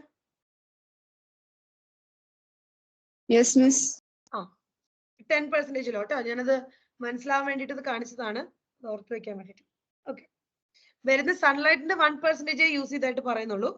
പിന്നെ ആദ്യത്തെ ലെവല് പ്രൊഡ്യൂസർ ലെവൽ 10,000 ജൂൾ ആണെങ്കിൽ അടുത്ത ലെവലിൽ അത് 1000 ജൂൾ ആണ് കൊടുത്തിരിക്കുന്നത്, പിന്നെ 100 ജൂൾ, പിന്നെ 10 ജൂൾ, അങ്ങനെയാണ് കൊടുത്തിരിക്കുന്നത്. അപ്പൊ ഇതെപ്പോഴും എന്തായിരിക്കും? അപ്രൈറ്റ് ആയിരിക്കും. ഇനി വേറെ നിങ്ങൾ ടെക്സ്റ്റിൽ കൊടുത്തിരിക്കുന്ന എക്സാമ്പിൾസ്: പിരമിഡ് ഓഫ് നമ്പർ, പിന്നെന്താണ്? pyramid of number in grassland ecosystem. നിങ്ങൾ നോക്കിയിട്ട് പറഞ്ഞത് upright ആണോ inverted ആണോ എന്ന്. ബേസ് പോർഷൻ എക്സ്പാൻഡും അപ്പെക്സ് നാരോ ആണോ നോക്കിയേ. ഈ പിരമിഡ് എങ്ങനെയാ upright ആണോ inverted ആണോ? upright. ആ നമ്പർ ഒക്കെ നോക്കി നോക്കിയേ. പ്രൊഡ്യൂസർ ലെവലിലെ നമ്പർ ഓഫ് ഇൻഡിവിജ്വൽസ് കൂടുതൽ, കൺസ്യൂമർ ലെവലിലെ നമ്പർ ഓഫ് ഇൻഡിവിജ്വൽസ് കുറവ്. ടോപ്പ് കൺസ്യൂമർ ആയപ്പോഴത്തേക്കും നോക്കിയാൽ നമ്പർ ഓഫ് ഇൻഡിവിജ്വൽസ് വളരെ കുറഞ്ഞു. സോ ഇത് പിരമിഡ് നിങ്ങളോട് ചോദിക്കുവാണ് what is the shape of pyramid of number in a grassland ecosystem എന്ന് പറഞ്ഞു കഴിഞ്ഞാൽ നിങ്ങൾക്ക് വേണമെങ്കിൽ എന്ത് എഴുതാം, അപ്രേറ്റ് ചെയ്താം. കാരണം നിങ്ങളുടെ ടെക്സ്റ്റിൽ അതാണ് കൊടുത്തിരിക്കുന്നത്. ഈവൻ നമ്പറും കൊടുക്കുവാണെങ്കിൽ കേട്ടോ, നമ്പറും ചിലപ്പോൾ അവർ കൊടുക്കും. അങ്ങനെ ഒരു ക്വസ്റ്റ്യൻ ചോദിച്ചിട്ടുണ്ട്, ഞാൻ അത് കാണിച്ചു തരാം. ഇത് ബയോമാസ് ആണ്, അതാണ് ഗ്രാം കൊടുത്തിരിക്കുന്നത്, വെയിറ്റ് അല്ലെങ്കിൽ കിലോഗ്രാം കൊടുത്തിരിക്കുന്നത് ബയോമാസ് ആണ്. ഇത് നോക്കി നോക്കി എങ്ങനെയാണ് ബയോമാസ് ഏത് ലെവലിലാണ് കൂടുതൽ? പ്രൊഡ്യൂസർ ലെവലിലല്ലേ കൂടുതൽ? മുകളിലേക്ക് തോന്നുന്നോറും ബയോമാസ് എന്താ ചെയ്യുന്നത്? കുറഞ്ഞു കുറഞ്ഞു വരുവാണ്. അപ്പൊ ഇതും എന്തെന്നെയാണ്? അപ്രൈറ്റ് ആണ്. ഇതെങ്ങനെയാ നോക്കി നോക്കിയേ. സി ഇൻവേർട്ടഡ് ആണ്, കണ്ടോ? ഇൻവേർട്ടഡ് പിരമിഡ് ഓഫ് ബയോമാസ് ആണ്. കാരണം പ്രൊഡ്യൂസർ ലെവലിൽ ബയോമാസ് കുറവാണ്. ഇതൊരു അക്വാറ്റിക് സിസ്റ്റത്തിനെ കാണിച്ചിരിക്കുന്നത് കേട്ടോ. സൂ പ്ലാങ്ക്ടൺ അതിനേക്കാളും കൂടുതലാണ്. അപ്പൊ ഇത് ഇൻവേർട്ടഡ് അല്ലേ? ഓക്കെ. ഇനി എനർജി നമ്മൾ പറഞ്ഞു. ദാ in most ecosystem all the pyramids number ആണെങ്കിലും എനർജി ആണെങ്കിലും ബയോമാസ് ആണെങ്കിലും എങ്ങനെയുള്ളതായിരിക്കും? അപ്രൈറ്റ് ആയിരിക്കും. Okay. In most ecosystem all the pyramids number ആണെങ്കിലും എനർജി ആണെങ്കിലും ബയോമാസ് ആണെങ്കിലും എന്താണ്? അപ്രൈറ്റ് ആയിരിക്കും. കാരണം പ്രൊഡ്യൂസർ ആയിരിക്കും നമ്പർ നോക്കുവാണെങ്കിലും ബയോമാസ് നോക്കുവാണെങ്കിലും കൂടുതൽ ഉണ്ടായിരിക്കാം. പക്ഷെ എല്ലായ്പ്പോഴും അങ്ങനെയല്ല കേട്ടോ.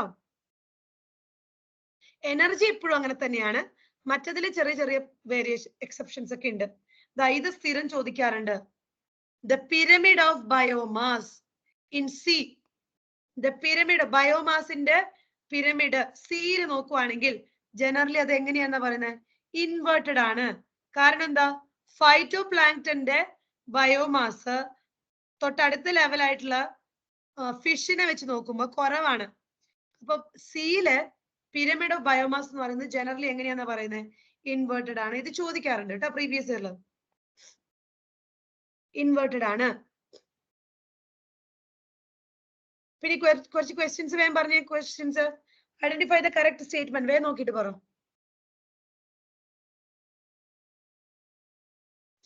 ഡെട്രീറ്റീവ് ഓട്സ് നമ്മൾ എർത്ത് ഒക്കെ ദേ പെർഫോം ഫ്രാഗ്മെന്റേഷൻ. ശരിയാണോ? നിങ്ങൾക്ക് ഒരു ഐഡിയയും കിട്ടിയില്ലെങ്കിൽ എല്ലാം വായിച്ചു നോക്കാം. എന്നിട്ട് നിങ്ങൾക്ക് ഓപ്ഷനിൽ നിന്ന് എന്തെങ്കിലുമൊക്കെ കിട്ടുമോ നോക്കാം.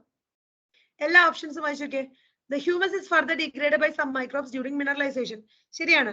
Yes, ma'am. Water soluble inorganic nutrients go down into the soil and get precipitated by a process called leaching. ശരിയല്ലേ? Yes, ma'am. The detritus food chain begins with the living organism. അത് ശരിയാണോ? Detritus എന്ന് പറയുമ്പോൾ തന്നെ എന്താണ്? Waste ആണ് അല്ലേ? അപ്പൊ അത് ശരിയല്ലല്ലോ. അപ്പൊ നമുക്ക് ഡി റോങ് ആന്ന് കിട്ടി. അപ്പോ ഒരു എന്താ, നിങ്ങൾക്ക് ഡി ഇല്ലാത്ത ഓപ്ഷൻ എടുക്കണം. ശരിയല്ലേ? ഡി ഇല്ലാത്ത ഓപ്ഷൻ എടുക്കണ്ടേ നിങ്ങൾക്ക്? ഏതായിരിക്കും ആൻസർ വരാൻ സാധ്യതയുള്ളത്? ഇനി ഒന്ന് ക്രോസ് ചെക്ക് ചെയ്ത് നോക്കിയോക്കെ. ഈ നോക്കിയോക്കെ. ഈ earthworm break down detritus into smaller particles by a process called catabolism. Catabolism എന്ന് പറയുമ്പോൾ അതിലെന്താ എൻസൈംസ് ആണ് ഡെഫിനിഷനിൽ പറയുന്നത്. വലിയ പാർട്ടിക്കിളിനെ ചെറിയ പാർട്ടിക്കിൾ ആക്കാന്ന് പറഞ്ഞാൽ അതെന്താ? ഫ്രാഗ്മെന്റേഷൻ ആണ്. earthworm ശരിയാണ്, ഫ്രാഗ്മെന്റേഷൻ ചെയ്യുന്നുണ്ട്. പക്ഷെ അത് കാറ്റബോളിസം അല്ല, അതിന് പറയാം ഫ്രാഗ്മെന്റേഷൻ എന്ന് പറയാം. ആൻസർ ഏതാ വരെ? A B C. ശരിയല്ലേ? അടുത്തത് in the equation GPP minus gross primary productivity minus R is equal to net primary productivity. What is R? Respiratory loss. Respiratory loss. അടുത്തത് decomposition is a process in which detritus is degraded into simpler substances by microbes. Statement 2 എന്താ? Decomposition is faster if the detritus is rich in lignin and chitin. അത് ശരിയാണോ? ആദ്യത്തെ correct അല്ലേ? ശരിയല്ലേ? Decomposition എന്ന് പറഞ്ഞാൽ അത് തന്നെയല്ലേ നടക്കുന്നത്? രണ്ടാമത്തെ സ്റ്റേറ്റ്മെന്റ് ശരിയാണോ? ലിഗ്നിനും കൈറ്റിനും ഉണ്ടെങ്കിൽ ഡീകമ്പോസിഷൻ ഫാസ്റ്റ് ആയിരിക്കുന്നു. ശരിക്കും പറഞ്ഞാൽ അത് സ്ലോ ആയിരിക്കും.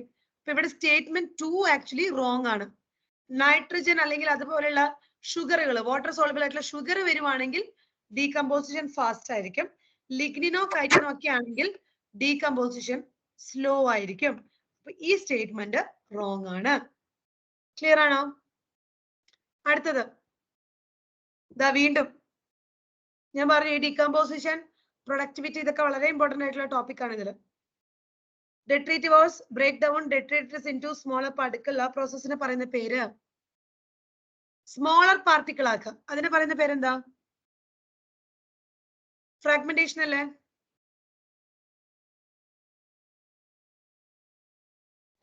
ആക്ച്വൽ ഡെഫിനിഷൻ കൊടുത്തിട്ടുണ്ട് കേട്ടോ നിങ്ങൾ ടെക്സ്റ്റില്.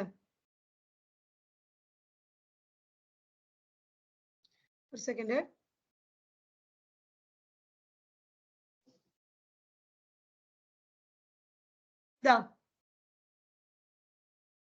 കണ്ടോ? Break down detritus in smaller particles. അതിനെ പറയുന്ന പേരാണ് ഫ്രാഗ്മെന്റേഷൻ. ഓക്കെ. ഇനി അടുത്തത്, അടുത്ത ക്വസ്റ്റ്യൻ എന്താണ്?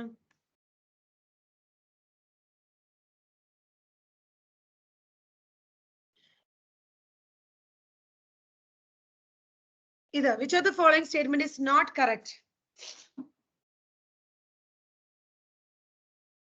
വേഗം നോക്കിട്ട് ആൻസർ പറഞ്ഞേ.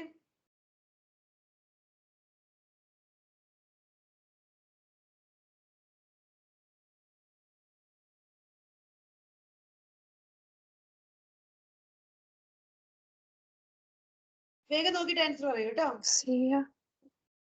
Pyramid of biomass in sea is generally ഇങ്ങനെയുള്ളതായിരിക്കണം. ഇൻവേർട്ടഡ് അല്ലേ ആയിരിക്കണ്ടേ? അവർ പറഞ്ഞിരിക്കുന്നത് റോങ് ആണ് അല്ലേ? Pyramid of sea is generally inverted ആണ്, അപ്രൈറ്റ് അല്ല. അടുത്തത്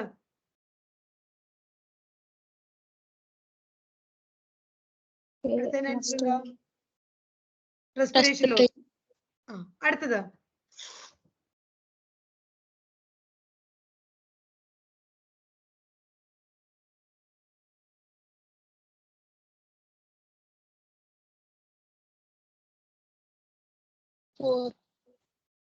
gross primary productivity is always more than net primary productivity. ശരിയല്ലേ? ടോട്ടൽ ഉണ്ടാകുന്നതാണ് എന്ത്? GPP.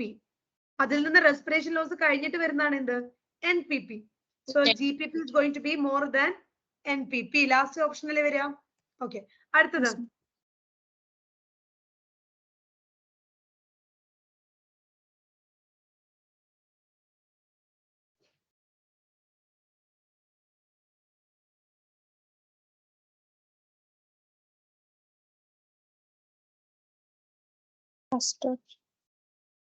First option. ഫോർത്ത് ഇതിലെ പ്രൊഡ്യൂസർ ആരായിരിക്കും? എന്തായാലും പ്രൊഡ്യൂസർ ആണ് ഫസ്റ്റ് ട്രോഫിക് ലെവലിൽ വരുന്നത്. സോ അതാരായിരിക്കും? ഗ്രാസ്. സെക്കൻഡ് ട്രോഫിക് ലെവലിൽ വരാവുന്നത് ഏതാണുള്ളത്? ഇവിടെ റാബിറ്റ് ഉണ്ട് അല്ലെ. തേർഡ് ട്രോഫിക് ലെവലിൽ വരാവുന്നത് ക്രോ ഉണ്ട്. ഏറ്റവും അവസാനം ഇദ്ദേഹം വരുന്നുണ്ടാവുക, വൾച്ചർ വരുന്നുണ്ടാവുക.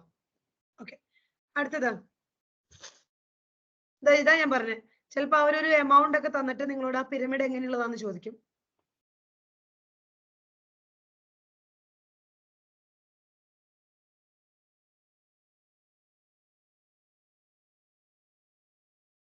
Inverted pyramid of ഗ്രാമാണ്. ഗ്രാമിലാണ് കിടക്കുന്നത്. അപ്പൊ ബയോമാസ് ആവാനാണ് സാധ്യത അല്ലെ? അത് പ്രൊഡ്യൂസറിന് കുറവാണ്, പ്രൈമറി കൺസ്യൂമറിന് എങ്ങനെയാണ്? കൂടുതലാണ്, സെക്കൻഡറി കൺസ്യൂമറിന് അതിലും കൂടുതലാണ്. അപ്പൊ എങ്ങനെയായിരിക്കും? Inverted pyramid of biomass. അടുത്തത്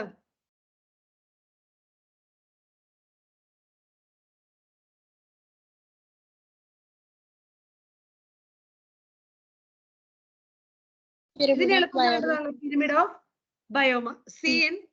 Pyramid of biomass in C. അത്രയാണ് നമ്മുടെ എക്കോസിസ്റ്റം. ഓക്കെ. ഇനി നമുക്ക് ഒരു 2 minutes ഗ്യാപ്പ് തരാം.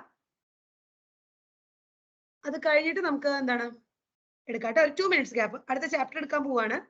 2 minutes.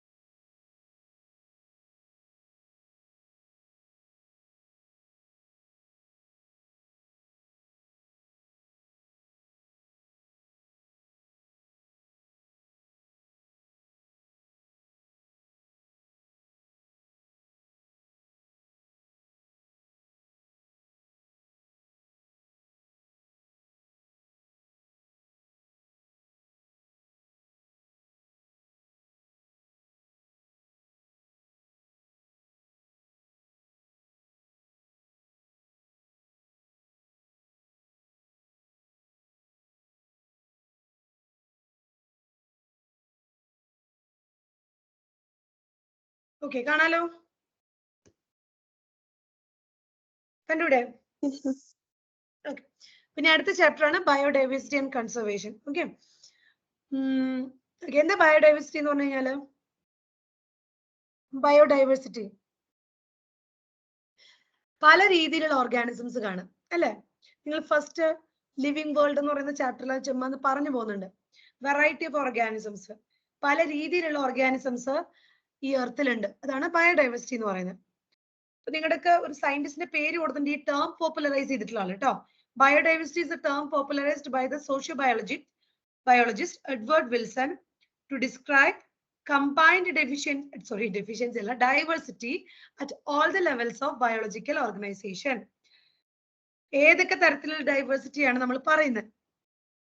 Genetic diversity, species diversity, ecological diversity. ഇവിടുന്ന് നിങ്ങളോട് ചിലപ്പോൾ ചോദിക്കാവുന്ന ഒരു ക്വസ്റ്റ്യൻ എന്ന് പറഞ്ഞു കഴിഞ്ഞാല് പലതരം റൈസ് വെറൈറ്റീസ് കാണുന്നുണ്ട്.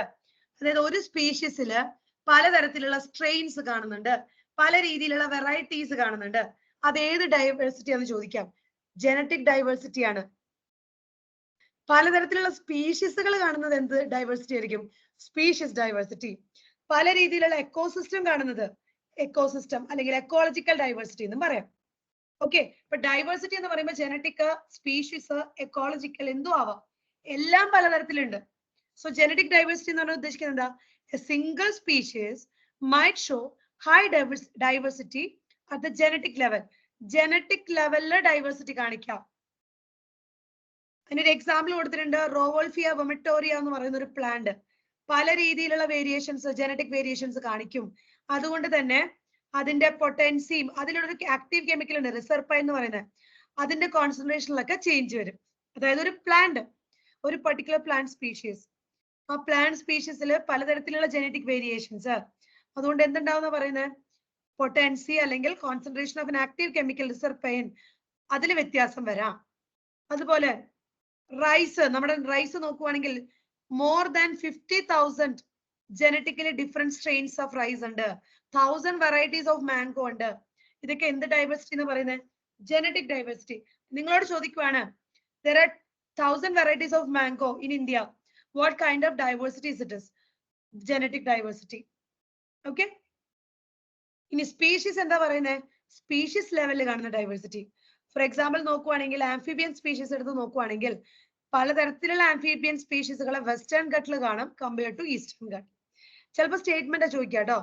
അവർ നിങ്ങളോട് പറയും ഈസ്റ്റേൺ ഗട്ടിലാണ് ആംഫിബിയൻ സ്പീഷീസ് കൂടുതൽ കാണുന്നത്. അങ്ങനെയാണെങ്കിൽ അത് റോങ് അല്ലേ? കൂടുതൽ ഡൈവേഴ്സിറ്റി കാണിക്കുന്നത് എവിടെയാണ്? വെസ്റ്റേൺ ഗട്ടിലാണ്.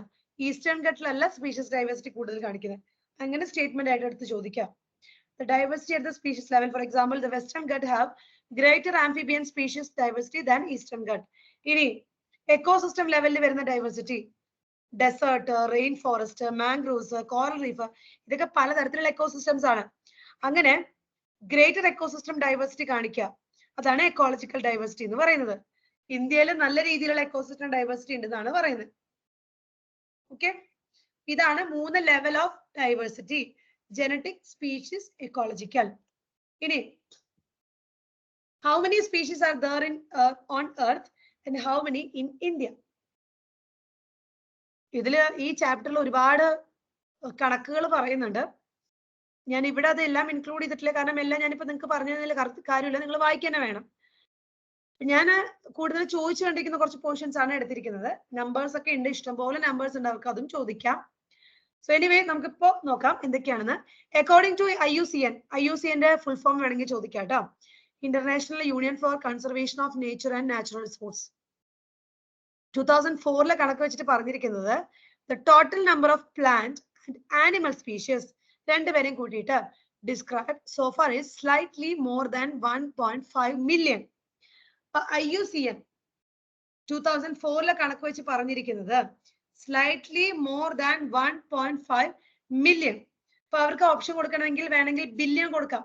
ഇവിടെ എന്താണ്? അത് മില്യൺ ആണ്. ഇതാണ് പറഞ്ഞിരിക്കുന്നത്.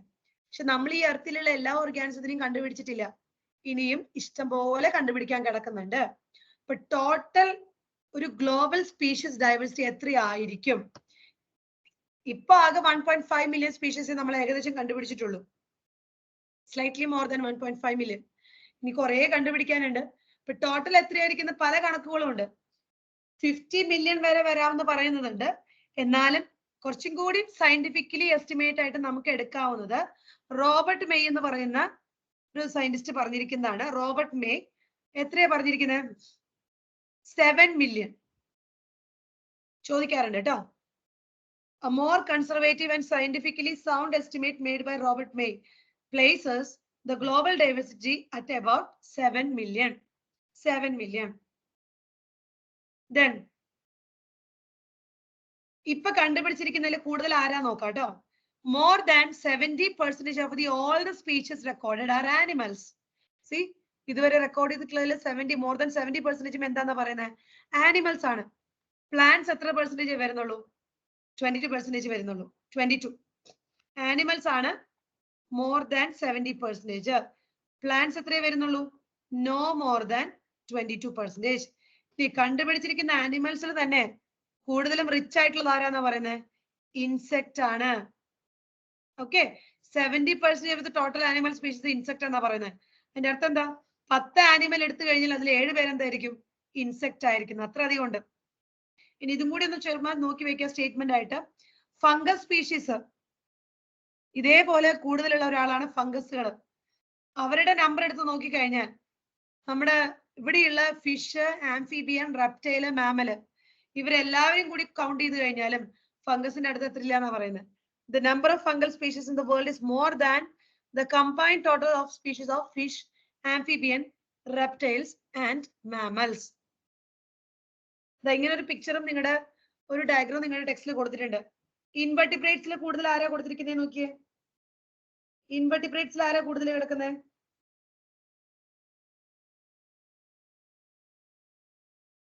ഇതാ ഇവിടെ ആരാ കൂടുതൽ കാണിച്ചിരിക്കുന്നത്? ഈ ഫസ്റ്റ് പിക്ചറിൽ ഇവിടെ ഇൻവെർട്ടിബ്രേറ്റ്സ് കൂടുതൽ ആരാ കൊടുത്തിരിക്കുന്നത്?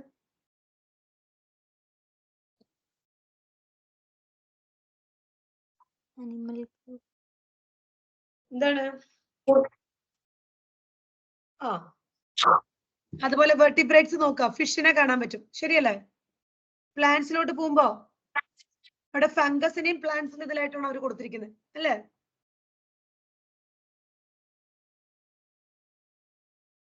ഇങ്ങനത്തെ ഡയഗ്രാംസ് ഒക്കെ നോക്കി വെക്കുക. അവർ ചിലപ്പോൾ ചോദിക്കാം ഇതിൽ ആരാണ്, അല്ലെങ്കിൽ അസെൻഡിങ് ഓർഡറിലോ ഡിസെൻഡിങ് ഓർഡറിലോ ഒക്കെ എഴുതാനൊക്കെ പറഞ്ഞു തരാം. ഇനി ഇതും ചോദിച്ച് കണ്ടിട്ടുള്ള ഒരു ക്വസ്റ്റ്യൻ ആണ് കേട്ടോ. Although India has only 2.4% of the world's land area, the whole world എടുത്ത് നോക്കുമ്പോൾ ഇന്ത്യ എന്ന് പറയുന്ന ഒരു കൺട്രി ആണ്, അല്ലെ? ലാൻഡ് ഏരിയയുടെ 2.4% ഇന്ത്യ വരുന്നുള്ളൂ. ദ ഹോൾ വേൾഡ് എടുത്ത് നോക്കുവാണെങ്കിൽ, ലാൻഡ് വൈസ് നോക്കുവാണെങ്കിൽ നമ്മൾ ആകെ ചെറിയൊരു ഇതാണ് 2.4% ഉള്ളൂ. പക്ഷെ നമ്മുടെ സ്പീഷീസ് ഡൈവേഴ്സിറ്റി നോക്കുവാണെങ്കിൽ ദ ഹോൾ വേൾഡിന്റെ നോക്കുമ്പോൾ എത്രയാണ്? 8.1 ആണ്. അതായത് കുറവ് ലാൻഡേ ഉള്ളൂ എന്നുണ്ടെങ്കിലും ഈ ചെറിയ ലാൻഡിൽ തന്നെ ഇത്രയധികം ഡൈവേഴ്സിറ്റി നമ്മൾ കാണിക്കുന്നുണ്ട്. Land area 2.4%, diversity 8.1. അതുകൊണ്ടാണ് ഇന്ത്യനെ one of the 12 mega diversity country ആയിട്ട് പറയുന്നത്. ലാൻഡ് ഏരിയ കുറവാണെങ്കിലും ഡൈവേഴ്സിറ്റി കൂടുതലാണ്. 2.4% land, 8.1% diversity. Okay, patterns of biodiversity. ഈ എർത്തിലെ ഡൈവേഴ്സിറ്റി എന്തെങ്കിലും പാറ്റേൺ ഉണ്ടോ എന്ന് പറയുവാണ്. ലാറ്റിറ്റ്യൂഡിനൽ പാറ്റേൺ നിങ്ങൾക്ക് പറയുന്നുണ്ട്. ഗ്രേഡിയന്റ് എന്താന്ന് വെച്ച് കഴിഞ്ഞാല് ട്രോപ്പിക്കൽ ഇക്വേറ്ററിൽ നമുക്കറിയാം ഒരു വേൾഡ് വരയ്ക്കുമ്പോൾ ഒരു വേൾഡ് നോക്കുവാണെങ്കിൽ അതിൽ ഇക്വേറ്റർ റീജിയൻ ഉണ്ട്, പോളാർ റീജിയനും ഉണ്ട്, അല്ലെ? ഇക്വേറ്റർ റീജിയനിൽ നിന്നും പോളാർ റീജിയനിലോട്ട് പോകുന്തോറും ഡൈവേഴ്സിറ്റി കുറഞ്ഞു വരും. പോളാർ റീജിയൻസിൽ ഒരുപാട് ഡൈവേഴ്സ്ഡ് ആയിട്ടുള്ള ഓർഗാനിസത്തിന് നമുക്ക് കാണാൻ പറ്റുമോ? ഇല്ല. ആ പോളാർ റീജിയൻസിലെ പെർട്ടിക്കുലർ ക്ലൈമാറ്റിക് കണ്ടീഷൻസിനോട് അഡ്ജസ്റ്റഡ് ആകുന്ന ഓർഗാനിസംസ് മാത്രമാണ് അവിടെ കാണാം. സോ പോളാർ റീജിയനിലോട്ട് പോകുന്തോറും ഡൈവേഴ്സിറ്റി കുറഞ്ഞു വരും.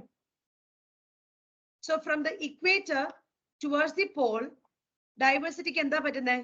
ഡിക്രീസ് ചെയ്യും. അതേപോലെ ട്രോപ്പിക്കൽ റീജിയനിൽ നിന്നും ടെമ്പറേറ്റ് റീജിയനിലോട്ട് പോകുന്തോറും, ടെമ്പറേറ്റ് എന്ന് പറയുമ്പോൾ ഈ പറയുന്ന പോലെ പോളാർ റീജിയൻ, ഒരുപാട് സീസണൽ വേരിയേഷൻസ് വരുന്ന റീജിയൻ, അവിടോട്ട് പോകുന്തോറും സ്പീഷീസ് ഡൈവേഴ്സിറ്റി കുറയും.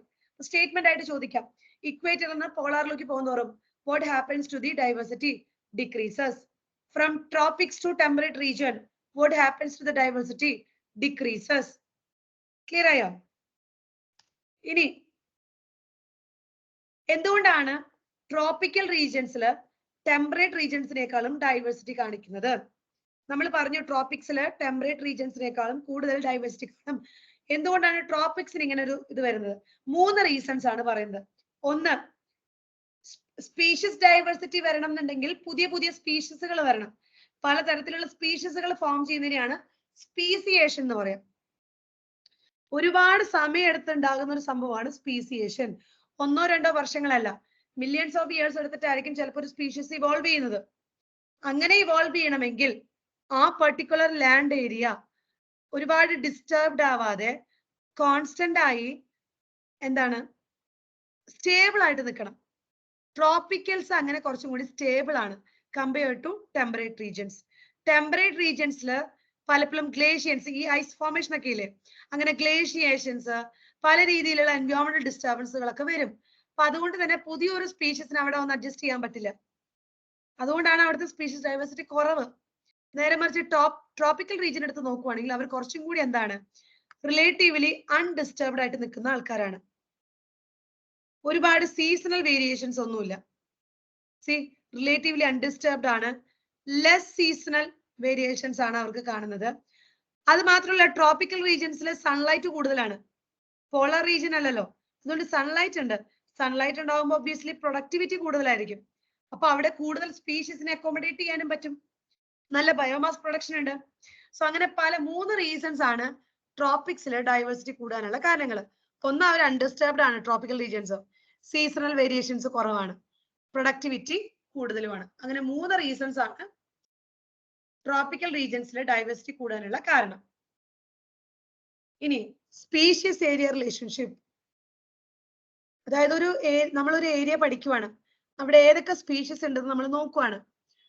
എത്രത്തോളം ഏരിയ നമ്മൾ പഠിക്കുന്നു അത്രത്തോളം പുതിയ പുതിയ സ്പീഷീസുകൾ നമ്മൾ കാണും. ശരിയല്ലേ? നിങ്ങളിപ്പോ ഒരു ചെറിയ റീജിയൻ നോക്കി, അവിടെ ഇത്ര ടൈപ്പ് പ്ലാന്റ് നമ്മൾ കണ്ടു. കുറച്ചും കൂടിയും റീജിയനിലോട്ട് നിങ്ങൾ സ്റ്റഡി നടത്തുവാണെങ്കിൽ കൂടുതൽ തരത്തിലുള്ള പ്ലാന്റുകൾ നിങ്ങൾക്ക് കാണില്ലേ? ശരിയല്ലേ? നിങ്ങൾ എത്രത്തോളം ഏരിയ പഠിക്കുന്നോ അത്രത്തോളം പുതിയ പുതിയ സ്പീഷീസുകൾ നിങ്ങൾ കാണും. അതാണ് ഇവിടെ പറയുന്നത്.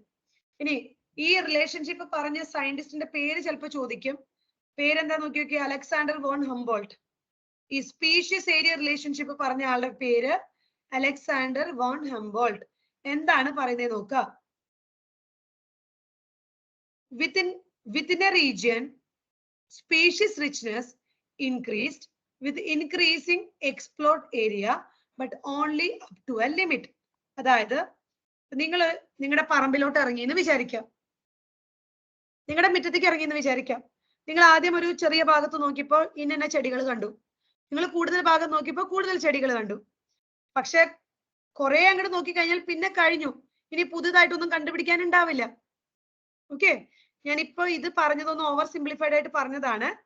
എന്താണ് ഉദ്ദേശിക്കുന്നത്? During his pioneering and extensive explorations in the wildness of South American jungles, അദ്ദേഹം പഠിച്ചത് great German naturalist and geographer Alexander von Humboldt observed that within a region species richness increased with increasing explored area, but only up to a limit.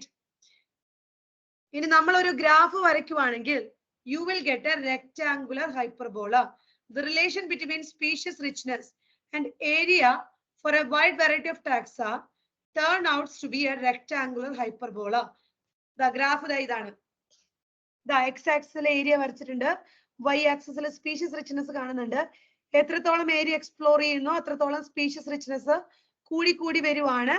പക്ഷെ up to A limit, ഒരു limit കഴിയുമ്പോൾ പിന്നെ അവിടെ നിന്ന് ഇങ്ങോട്ട് species richness കൂടുന്നില്ല. ഇതാണ് Alexander Humboldt പറഞ്ഞത്. ഇനി ഈ പറഞ്ഞത് നമ്മളിപ്പോ പറഞ്ഞത് റെക്ടാങ്കുലർ ഹൈപ്പർബോളയാണ് നിങ്ങൾക്ക് കിട്ടിയിരിക്കുന്ന graph, rectangular hyperbola.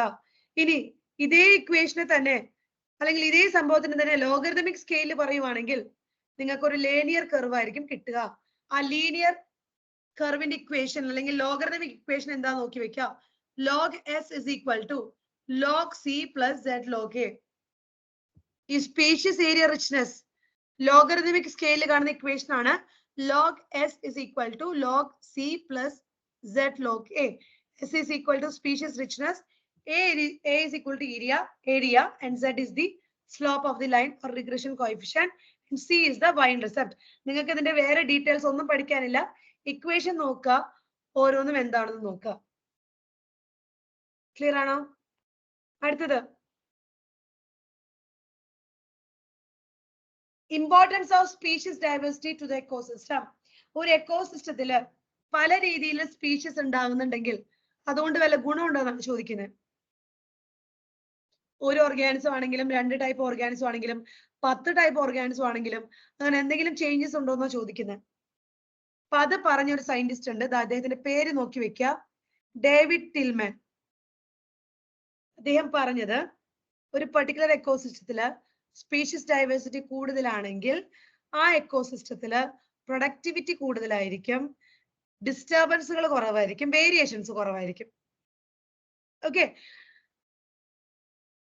C David Tilman പറഞ്ഞെന്താ, from his long term ecosystem experiment using outdoor plots. അദ്ദേഹത്തിന്റെ എക്സ്പെരിമെന്റിൽ അദ്ദേഹം പറഞ്ഞു, found that plots with more species showed less year-to-year variation in total biomass. He also showed that in his experiment, increased diversity contributed to higher productivity. Species diversity കൂടുതലാണെങ്കിൽ ആ എക്കോസിസ്റ്റത്തിലെ productivity കൂടുതലായിരിക്കും, biomass production കൂടുതലായിരിക്കും, variations കുറവായിരിക്കും. പറയുവാണെങ്കിൽ നമുക്ക് പറയാം ആ ecosystem അല്ലെങ്കിൽ ആ കമ്മ്യൂണിറ്റി എന്ന് പറയുന്നത് കുറച്ചും കൂടി സ്റ്റേബിൾ ആണെന്ന് പറയാം, സ്റ്റേബിൾ ആയിട്ടുള്ള ഒരു കമ്മ്യൂണിറ്റി ആണെന്ന് പറയാം. അപ്പൊ അതാണ് സ്പീഷീസ് ഡൈവേഴ്സിറ്റിയുടെ ഒരു സിഗ്നിഫിക്കൻസ്. ഇനി അടുത്തത് rivet popper hypothesis. Rivet popper hypothesis again ഇതിന്റെ പുറകിലുള്ള എക്കോളജിസ്റ്റിന്റെ പേര് നോക്കി വയ്ക്കുക, പോൾ എൽറിച്ച്. അവര് പറയുന്നത്, ഇദ്ദേഹം പറയുന്ന കാര്യം ഇതാണ്, ഒരു എക്കോസിസ്റ്റം, ആ എക്കോസിസ്റ്റത്തിൽ ഒരുപാട് സ്പീഷീസ് ഉണ്ടെന്ന് വിചാരിക്കാം. ഇതിൽ ഏതെങ്കിലും സ്പീഷീസ് എക്സ്റ്റിങ്ക്റ്റ് ആയിപ്പോയി, അല്ലെങ്കിൽ ഏതെങ്കിലും സ്പീഷീസിന്റെ അളവ് കുറഞ്ഞു, അങ്ങനെയാണെങ്കിൽ ആ എക്കോസിസ്റ്റത്തിന് എന്തെങ്കിലും കുഴപ്പമുണ്ടോ എന്നാണ് ചോദിക്കുന്നത്. ഓക്കെ, അതായത് നിങ്ങളുടെ ക്ലാസ്സിലുള്ള ഒരു കുട്ടി പോയി കഴിഞ്ഞാൽ എന്തെങ്കിലും കുഴപ്പമുണ്ടോ എന്നാണ് ചോദിക്കുന്നത്. ഒരു എക്കോസിസ്റ്റത്തില് ഒരു സ്പീഷീസ്, 1-2 സ്പീഷീസ് ഡിസപ്പിയർ ആയി കഴിഞ്ഞാൽ is it going to effect the ecosystem? അപ്പൊ അത് വളരെ രസകരമായിട്ട് പറഞ്ഞിട്ടുള്ളതാണ് പോൾ എൽറിച്ച്. അദ്ദേഹം പറഞ്ഞ ഹൈപ്പോസിസ് ആണ് റിബറ്റ് പോപ്പർ ഹൈപ്പോസിസ്. അദ്ദേഹം ഒരു എയറോപ്ലെയിന്റെ എക്സാമ്പിൾ എടുത്തു. ഒരു എയറോപ്ലെയിനെ ഒരു എക്കോസിസ്റ്റത്തിനോട് കമ്പയർ ചെയ്തു. ഒരു എയറോപ്ലെയിൻ ഒരു എക്കോസിസ്റ്റമായിട്ട് കമ്പയർ ചെയ്തു. നമുക്കറിയാം ഒരു എയറോപ്ലെയിനിൽ ഒരുപാട് പാർട്സ് ഉണ്ടെന്നും ആ ഓരോ പാർട്സും ഒരുപാട് റിബറ്റ്സ് വെച്ചിട്ടാണ് അതിനെ മെയിൻറ്റെയിൻ ചെയ്തിരിക്കുന്നത്. സോ ഇവിടെ എക്കോസിസ്റ്റം എയറോപ്ലെയിൻ ആണെങ്കിൽ അതിന്റെ പാർട്സിനെ ജോയിൻ ചെയ്ത് വെച്ചിരിക്കുന്ന thousands ഓഫ് റിബറ്റ്സ് ആണ് ഇവിടെ സ്പീഷീസ് ആയിട്ട് നമ്മൾ കൺസിഡർ ചെയ്യുന്നത്. ഓക്കെ, അപ്പൊ അതിൽ ട്രാവൽ ചെയ്യുന്ന ഓരോ പാസഞ്ചറും ട്രാവൽ ചെയ്ത് കഴിയുമ്പോൾ ഓരോ റിബറ്റ് ആയിട്ട് എടുത്ത് വീട്ടിൽ കൊണ്ടുപോകാന്ന് വിചാരിക്കാം. അതായത് ഓരോ സ്പീഷീസ് എക്സ്റ്റിങ്ക്റ്റ് ആയി എന്ന് വിചാരിക്കാം. ഇനീഷ്യലി ആ എയറോപ്ലെയിന്റെ ഫംഗ്ഷനിങ്ങിനെ അത് ബാധിക്കാനൊന്നും പോകുന്നില്ല, അല്ലെ? ഒരു വലിയ എയറോപ്ലെയിൻ, അതിന് ഒരുപാട് പാർട്സ്, അതിനെല്ലാം ജോയിൻ ചെയ്തുകൊണ്ട് കുറെ റിബറ്റ്സ് ഉണ്ട്. അപ്പോ 1-2 റിബറ്റ് ആദ്യം തുടക്കം പോയി കഴിഞ്ഞാല് കാര്യമായിട്ട് എയറോപ്ലെയിനെ ബാധിക്കാൻ പോകുന്നില്ല. അതുപോലെ തന്നെയാണ് ഒരു എക്കോസിസ്റ്റത്തിൽ നിന്ന് 1-2 സ്പീഷീസ് ചിലപ്പോൾ എക്സ്റ്റിങ്ക്റ്റ് ആയി എന്ന് വിചാരിച്ച് തുടക്കം വലിയ കുഴപ്പങ്ങളൊന്നും ഉണ്ടാവില്ല. പക്ഷേ ഇതേപോലെ എല്ലാവരും എക്സ്റ്റിങ്ക്റ്റ് ആയി തുടങ്ങിയാൽ എന്താവും? എയറോപ്ലെയിനിൽ എല്ലാ റിബറ്റ്സും ഊരിയെടുത്തു കഴിഞ്ഞാൽ എന്താവും? എയറോപ്ലെയിന്റെ ഫംഗ്ഷനിങ്ങിനെ അത് ബാധിക്കും. അപ്പൊ അത്രയേ ഉള്ളൂ. ഓരോ സ്പീഷീസും ഇമ്പോർട്ടന്റ് ആണ്. അതിൽ 1-2 ആള് ഇനീഷ്യലി എക്സ്റ്റിങ്ക്റ്റ് ആയി കഴിഞ്ഞാൽ ചിലപ്പോൾ നമുക്ക് പെട്ടെന്നൊരു ചേഞ്ച് ആ എക്കോസിസ്റ്റത്തിൽ കാണണമെന്നില്ല. പക്ഷെ മൂവിങ് ഫോർവേഡ് ഗ്രാജുവലി ആ എക്കോസിസ്റ്റത്തിനെ അത് ബാധിക്കും. ഇനി അത് മാത്രമല്ല, ഏത് സ്പീഷീസ് ആണ് എക്സ്റ്റിങ്ക്റ്റ് ആവുന്നത് അതും ഒരു ഇമ്പോർട്ടന്റ് ഫാക്ടർ ആണ്. അത് എയറോപ്ലെയിന്റെ കേസ് എടുത്ത് നോക്കുവാണെങ്കിൽ എന്താണ്? ഒരു minute. See which rivet is removed may also be critical. Loss of rivets on the wings is obviously a more serious threat to flight safety than loss of few rivets on the seats or windows inside the plane. അതായത് ഇപ്പൊ extinct ആകുന്ന species ഒരു key species ആണെങ്കിൽ, key species എന്ന് പറഞ്ഞു കഴിഞ്ഞാല് ഏതൊരു എക്കോസിസ്റ്റത്തിലും കാണും. ആ എക്കോസിസ്റ്റത്തിന്റെ നെടുന്തൂൺ എന്ന് പറയാവുന്നത് അല്ലെങ്കിൽ ബാക്ക് ബോൺ എന്ന് പറയാവുന്നത്, ആ എക്കോസിസ്റ്റത്തില് ഒരു മേജർ റോൾ ഉള്ള ഒരു സ്പീഷീസ് കാണും. അതിനെയാണ് നമ്മൾ കീ സ്പീഷീസ് എന്ന് പറയാ. ഇപ്പൊ എക്സ്റ്റിങ്ക്റ്റ് ആകുന്നത് തുടക്കത്തിലെ ഈ കീ സ്പീഷീസ് ആണെങ്കിൽ ആ എക്കോസിസ്റ്റത്തിന്റെ ബാലൻസ് മൊത്തം പോകും. ക്ലിയർ ആണോ? അപ്പൊ ഒരു എക്കോസിസ്റ്റം എന്ന് പറയുന്നതിൽ കുറെ സ്പീഷീസുകൾ ഉണ്ടാവും. അപ്പോൾ ഇനീഷ്യലി ഒന്നോ രണ്ടോ സ്പീഷീസ് എക്സ്റ്റിങ്ക്റ്റ് ആയി കഴിഞ്ഞാൽ ചിലപ്പോൾ കാര്യമായിട്ട് അതിനെ ബാധിക്കണമെന്നില്ല. പക്ഷെ ഗ്രാജുവലി അത് എഫക്റ്റ് ആക്കും. പക്ഷെ തുടക്കം നമുക്ക് പെട്ടെന്ന് ഒരു എഫക്റ്റ് കാണില്ല. പക്ഷെ പോകുന്നത് കീ സ്പീഷീസ് ആണെങ്കിൽ എക്കോസിസ്റ്റത്തിന്റെ ബാലൻസിനെ അത് എഫക്ട് ചെയ്യും. ക്ലിയർ ആണോ? അത് വേറൊരു അനലോജി വെച്ച് പറഞ്ഞത് റിവറ്റ് പോപ്പർ ഹൈപ്പോത്തസിസ് എന്നാണ് അതിനെ പറയാം. അത് പറഞ്ഞത് ഒരു എക്കോളജിസ്റ്റ് ആണ്, പോൾ എൽറിച്ച് എന്ന് പറയുന്ന ആൾ. Loss of biodiversity. ബയോഡൈവേഴ്സിറ്റി സ്പീഷീസുകൾ എക്സ്റ്റിങ്ക്റ്റ് ആയി കഴിഞ്ഞാൽ പ്ലാന്റ് പ്രൊഡക്ഷൻ കുറയും, എൻവയോൺമെന്റിന്റെ റെസിസ്റ്റൻസ് കുറയും, ഡ്രൗട്ട് പോലുള്ള സംഭവങ്ങളൊക്കെ വരുമ്പോൾ എക്കോസിസ്റ്റം പെട്ടെന്ന് അങ്ങോട്ട് നശിച്ചു പോകും, എക്കോസിസ്റ്റത്തിൽ വേരിയേഷൻസ് വരും, പ്ലാന്റ് പ്രൊഡക്ടിവിറ്റി മാറും. അതായത് എക്കോസിസ്റ്റം സ്റ്റേബിൾ അല്ലാണ്ടാകും അർത്ഥം ഡൈവേഴ്സിറ്റി പോയി കഴിഞ്ഞാൽ. ഇനി ഇത് വളരെ ഇമ്പോർട്ടന്റ് ആണ്. ബയോഡൈവേഴ്സിറ്റി ലോസിന്റെ കാരണങ്ങള് 4 മെയിൻ റീസൺസ് ആണ് പറയുന്നത്. അതിനെ എവിൾ കോട്ടറ്റ് എന്നാണ് പറയാം.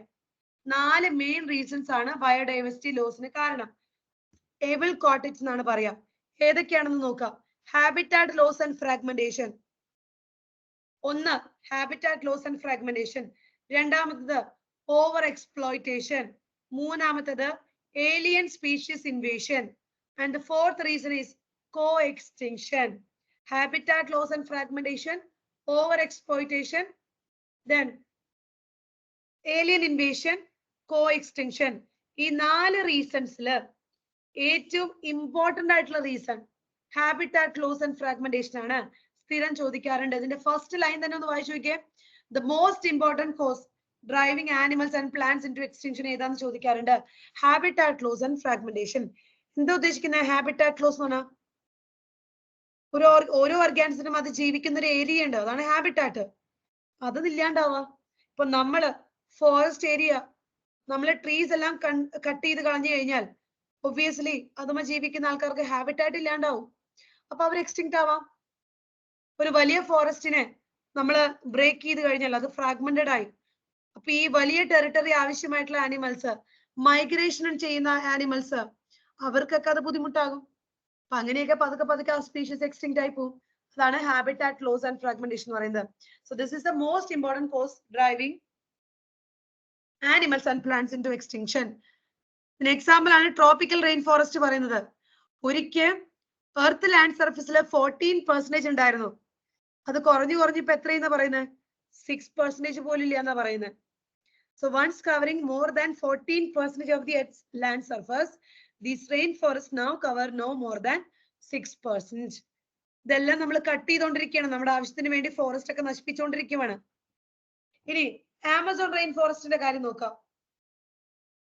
ലങ്സ് ഓഫ് പ്ലാനറ്റ് എന്ന് പറയുന്നതാണ് ആമസോൺ റെയിൻ ഫോറസ്റ്റ്. അതിന്റെ അവസ്ഥ എന്താ? അവിടെ നിന്നും ഒരുപാട് സ്പീഷീസ് ഡിസപ്പിയർ ചെയ്തുകൊണ്ടിരിക്കുകയാണ്. കാരണം നമ്മള് ഫോറസ്റ്റ് കട്ട് ചെയ്തുകൊണ്ടിരിക്കുകയാണ്, നമ്മൾ ഡീഫോറസ്റ്റേഷൻ നടത്തിക്കൊണ്ടിരിക്കുകയാണ്. എന്തിനൊക്കെ വേണ്ടിയിട്ടാണ്? ഫോർ കൾട്ടിവേറ്റിംഗ് സോയാബീൻസ്, അല്ലെങ്കിൽ ഈ പറയുന്ന ഫോറസ്റ്റിനെ ഗ്രാസ് ലാൻഡ് ആക്കി കൺവേർട്ട് ചെയ്യാണ് ബീഫ് കാറ്റൽസിനെ ഫീഡ് ചെയ്യാൻ വേണ്ടിയിട്ട്. അപ്പൊ നമ്മൾ പല പല ആവശ്യങ്ങൾക്കായിട്ട് ആമസോൺ റെയിൻ ഫോറസ്റ്റ് എല്ലാം ഡീഫോറസ്റ്റേഷൻ ചെയ്തുകൊണ്ടിരിക്കുകയാണ്. ഡീഫോറസ്റ്റേഷൻ ഇൻ ദ സെൻസ് ഒന്നുകിൽ സോയാബീൻ കൾട്ടിവേറ്റ് ചെയ്യുക, അല്ലെങ്കിൽ എന്താണ് ഗ്രാസ് ലാൻഡ് ഉണ്ടാക്കുക. അതിനുവേണ്ടി നമ്മൾ ആമസോൺ റെയിൻ ഫോറസ്റ്റിനെയൊക്കെ ഡിസ്റ്റർബ് ചെയ്തുകൊണ്ടിരിക്കുകയാണ്. അങ്ങനെ പല സ്പീഷീസുകളും ഡിസപ്പിയർ ചെയ്യുവാണ്. ക്ലിയർ ആണോ? ഓവർ എക്സ്പ്ലോയിറ്റേഷൻ എന്നാൽ എന്താ? ആവശ്യത്തിൽ കൂടുതൽ യൂസ് ചെയ്യുക. അങ്ങനെ ഡിസപ്പിയർ ചെയ്തിട്ടുള്ള ചില ഓർഗാനിസംസ് ആണ്, എക്സ്റ്റിങ്ക്റ്റ് ആയിട്ടുള്ള ആൾക്കാരാണ് Steller sea cow and passenger pigeon. അപ്പൊ നിങ്ങളോട് വേണമെങ്കിൽ ചോദിക്കാം, Steller sea cow, passenger pigeon extinct ആയതിന്റെ റീസൺ എന്താണ്? ഹാബിറ്റാറ്റ് ലോസ് ആണോ, ഏലിയൻ ഇൻവേഷൻ ആണോ, ഓവർ എക്സ്പ്ലോയിറ്റേഷൻ ആണോ എന്നൊക്കെ ചോദിക്കാം. So what is the reason? Overexploitation ആണ്. നമ്മൾ കൂടുതലായിട്ട് അവർ എക്സ്പ്ലോയിറ്റ് ചെയ്തു. ഇനിയിപ്പോ നമ്മൾ വീണ്ടും ആരെയാണ് എക്സ്പ്ലോയിറ്റ് ചെയ്തുകൊണ്ടിരിക്കുന്നത്? Marine ഫിഷിനെ. Presently, many marine fish populations around the world are over harvested, endangering the continued existence of some commercially important species. നമ്മൾ കൂടുതലായിട്ട് യൂസ് ചെയ്യുക. ഒരുപാട് പിടിക്കുക. അത് പല ആവശ്യങ്ങൾക്കായിരിക്കാം, ഫുഡ് ആയിട്ടായിരിക്കാം, അല്ലെങ്കിൽ വേറെ എന്തെങ്കിലും പ്രൊഡക്റ്റിന് വേണ്ടിയിട്ടായിരിക്കാം. അങ്ങനെ പല ആവശ്യങ്ങൾക്കും അവരെ ഓവറായിട്ട് എക്സ്പ്ലോയിറ്റ് ചെയ്ത് കഴിഞ്ഞിട്ട് അവർ എക്സ്റ്റിങ്ക്റ്റ് ആവുകയാണ്. ഏലിയൻ സ്പീഷീസ് ഇൻവേഷൻ അതെന്താ ഉദ്ദേശിക്കുന്നത്? ഒരു എക്കോസിസ്റ്റത്തില് അവിടെ തന്നെയുള്ള ഇൻഡിജീനിയസ് ആയിട്ടുള്ള കുറച്ച് സ്പീഷീസുകൾ ഉണ്ടായിരിക്കും. അവിടെ തന്നെ പഴയ കാലം തൊട്ടേ ഉണ്ടായിരുന്ന കുറച്ച് ആൾക്കാര് അവിടെ തൊട്ട് വേറെ ഏതെങ്കിലും നാട്ടിൽ നിന്ന് ഒരാളെ ഇൻട്രൊഡ്യൂസ് ചെയ്തു എന്ന് വിചാരിക്കാം. അപ്പൊ അയാളാണ് ഏലിയൻ. അയാള് വരുമ്പോ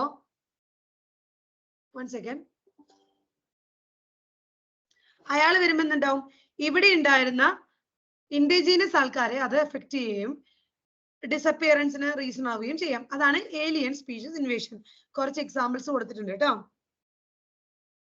നോക്കി. Nile perch introduced into Lake Victoria led to the extinction of ecologically unique assemblage of more than 200 species of cyclic fish in the lake.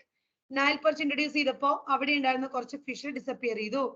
അതുപോലെ തന്നെയാണ് കുറച്ച് വീഡ് പ്ലാന്റ് സ്പീഷീസുകൾ, carrot grass, lantana, water hyacinth, ഇതിനെല്ലാം introduce ചെയ്തപ്പോ അവിടെ ഉണ്ടായിരുന്ന കുറെ പേർക്ക് അത് ഡാമേജ് ആയി. അതേപോലെ തന്നെ recent illegal introduction of African catfish, Clarias gariepinus, aquaculture പർപ്പസിന് വേണ്ടിയിട്ടാണ് അവർ നമ്മൾ ഇൻട്രൊഡ്യൂസ് ചെയ്തത്. അപ്പൊ അതൊന്നുണ്ടായി ഇവിടെ നമ്മുടെ സ്വന്തം നാട്ടിലുള്ള, അല്ലെങ്കിൽ സ്വന്തം നാട്ടിലല്ല, ഇവിടുത്തെ ഇൻഡിജീനിയസ് കാറ്റ്ഫിഷിനെ അത് എഫക്ട് ചെയ്യാൻ തുടങ്ങി. So the recent illegal introduction of African catfish, Clarias garipennis, for aquaculture purposes is posing a threat to indigenous catfish in our rivers. അടുത്തത് കോ എക്സ്റ്റിങ്ഷൻ ആണ്.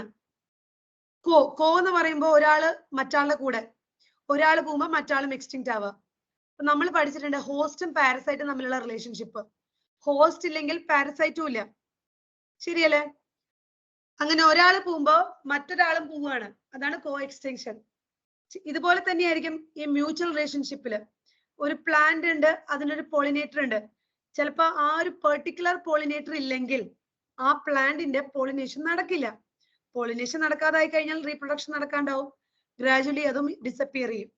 Okay, so when species become extinct, the plant and animal species associated with it in an obligatory way also become extinct. അതായത് ഒരു പ്ലാന്റോ ആനിമലോ extinct ആവുമ്പോൾ അതിനോട് obligatory relationship ഉള്ള, അതായത് അതില്ലെങ്കിൽ exist ചെയ്യാൻ പറ്റാത്ത വേറൊരാളുണ്ടായിരിക്കും, അയാൾ കൂടെ എക്സ്റ്റിങ്ക്റ്റ് ആയി പോവും. When a host fish is extinct, it unique assemblage of parasite also meet the same fate.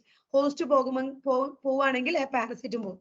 Another example is the case of co-evolved plant pollinator mutualism, where extinction of one invariably leads to the extinction of other. ഒരാൾ പോകുമ്പോൾ മറ്റാളും extinct ആവും.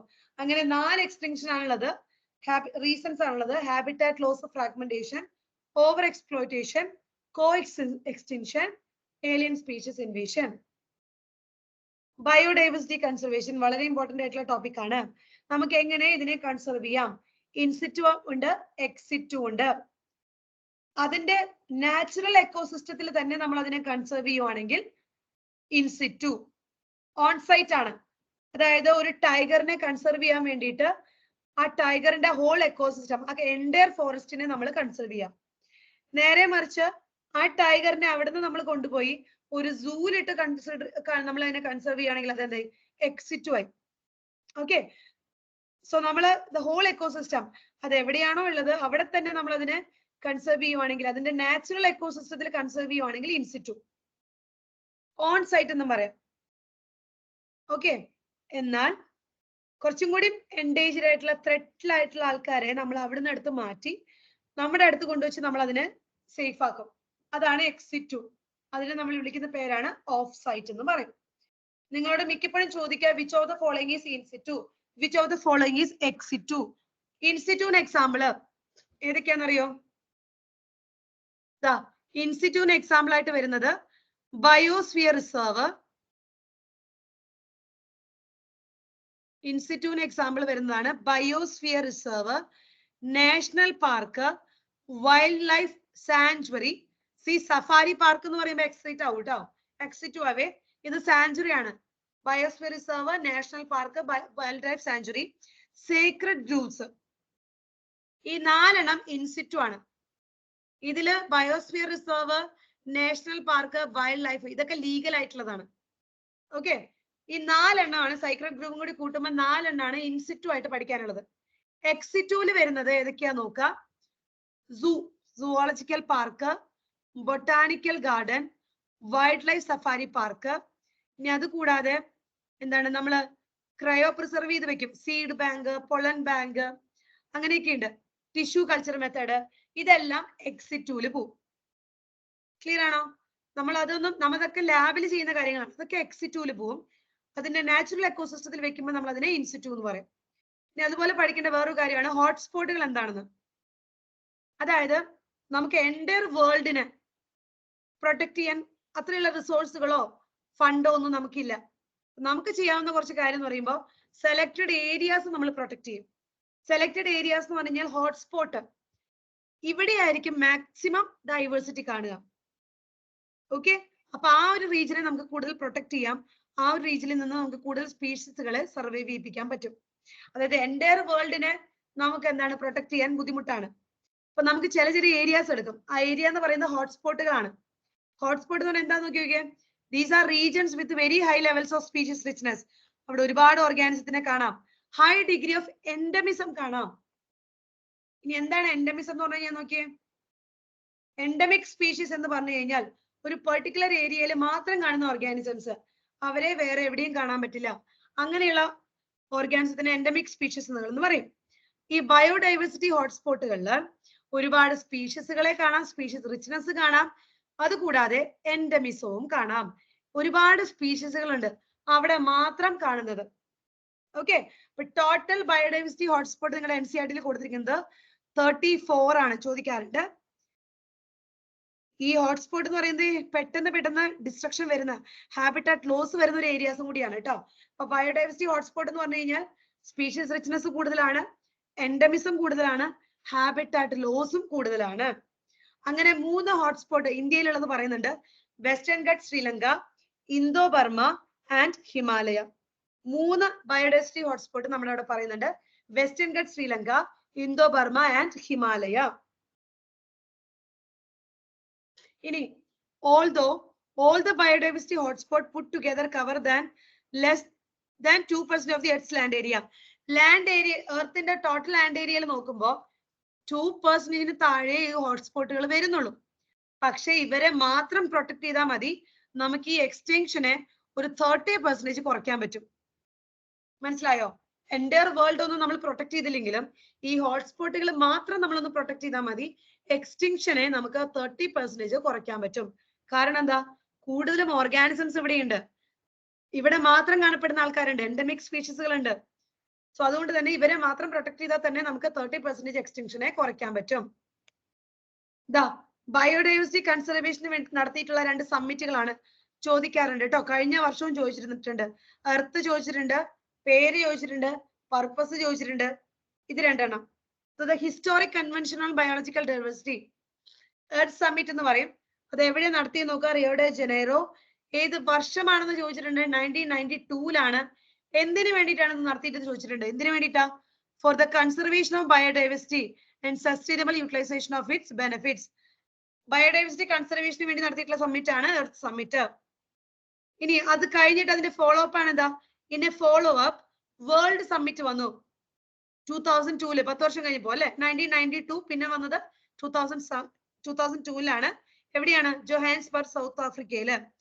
190 countries pledged their commitment to achieve by 2010 a significant reduction in the current rate of biodiversity loss at global, regional and local levels. So anyways, biodiversity conservation തന്നെയാണ്. ഞാൻ കുറച്ച് questions കാണിച്ചു തരാം. ദാ ഇതിന്റെ ആൻസർ എന്ന് പറഞ്ഞേ. Among the above quoted, which one is considered the most important cause of driving extinction of species? 4 reasons ഉണ്ട്. അതിനെയാണ് above quoted എന്ന് പറയുന്നത്. ഇതിൽ ഏറ്റവും ഇമ്പോർട്ടന്റ് ആയിട്ടുള്ളത് ഏതാണ്? അല്ലെങ്കിൽ ഏറ്റവും കൂടുതൽ എക്സ്റ്റൻഷന് കാരണമായിട്ട് വരുന്നത്? Habitat loss and fragmentation. അടുത്തത് എർത്ത് സമ്മിറ്റ് നടന്ന വർഷം. ആദ്യത്തെയാണ് എർത്ത് സമ്മിറ്റ്, പിന്നെ വേൾഡ് സമ്മിറ്റ് ആണ്. ഏതാ വർഷം? 1992. ശരിയല്ലേ? 2002 വേൾഡ് സമ്മിറ്റ്. അടുത്തത് ഇതൊക്കെ എന്തിന്റെ കോഴ്സ് ആണെന്ന്? ബയോഡൈവേഴ്സിറ്റി ലോസ് അല്ലെ, ബയോഡൈവേഴ്സിറ്റി ലോസ്. അടുത്തത്, which of the following is not a method of ex situ conservation?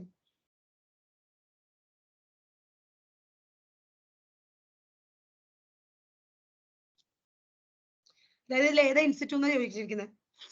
Biosphere reserve, national park, wildlife sanctuary, Sacred grooves. 4 എണ്ണമാണ് നിങ്ങൾക്ക് കൊടുത്തിരിക്കുന്നത് ഇൻസ്റ്റിറ്റ്യൂട്ട്. അടുത്തത്, institute conservation refers to.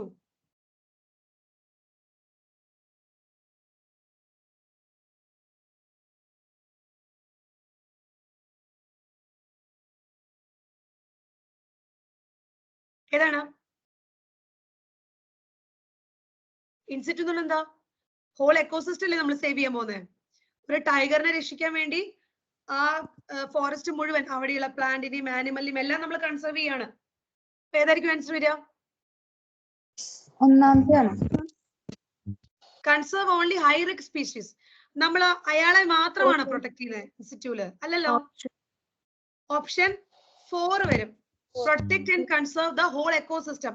C, ഇൻസ്റ്റിറ്റ്യൂട്ടിന്റെ ഡെഫിനിഷനിൽ കൊടുത്തിട്ടുണ്ട്, നോക്കിക്കോട്ടോ.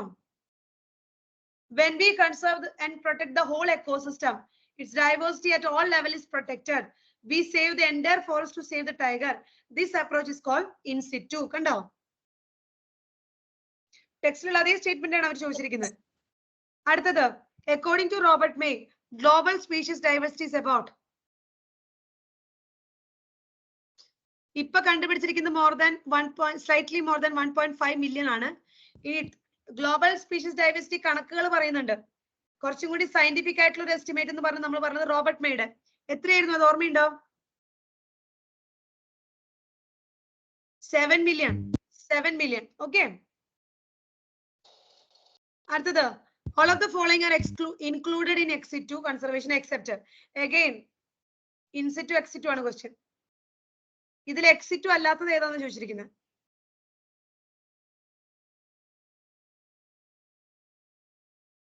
Wild life sanctuary എന്ന് പറയുവാണെങ്കിൽ ഇൻസ്റ്റിറ്റ്യൂ ആയിരുന്നു. ഇത് സഫാരി പാർക്കാണ്, അപ്പൊ അതെന്താണ്? എക്സ് സിറ്റു ആണ്.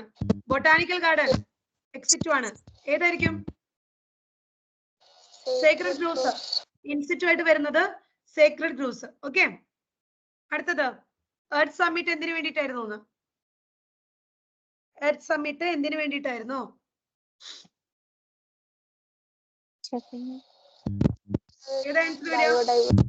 ബയോഡൈവേഴ്സിറ്റി. സെക്കൻഡ് വൺ അല്ലേ? For conservation of biodiversity and sustainable utilization of its benefits. Most important cause for animals and plants being driven to extinction. ഒരിക്കൽ പറഞ്ഞു, habitat loss and fragmentation. Which one of the following is not a method of in situ? ഇതൊക്കെ previous year ആണ് കേട്ടോ, നോക്കിയാൽ മതി. Ex situ, in situ ഇതൊക്കെ തന്നെയാണ് ചോദ്യം. ഏതാണ് നോട്ട് ഇൻസിറ്റു? നോട്ട് ഇൻസിറ്റു എന്നാണ്. അപ്പൊ ഏതാ? ബൊട്ടാനിക്കൽ ഗാർഡൻ അല്ലേ? ശരിയല്ലേ? അടുത്തത്, അലക്സാണ്ടർ വോൺ ഹംബോൾട്ട് എന്തായിരുന്നു?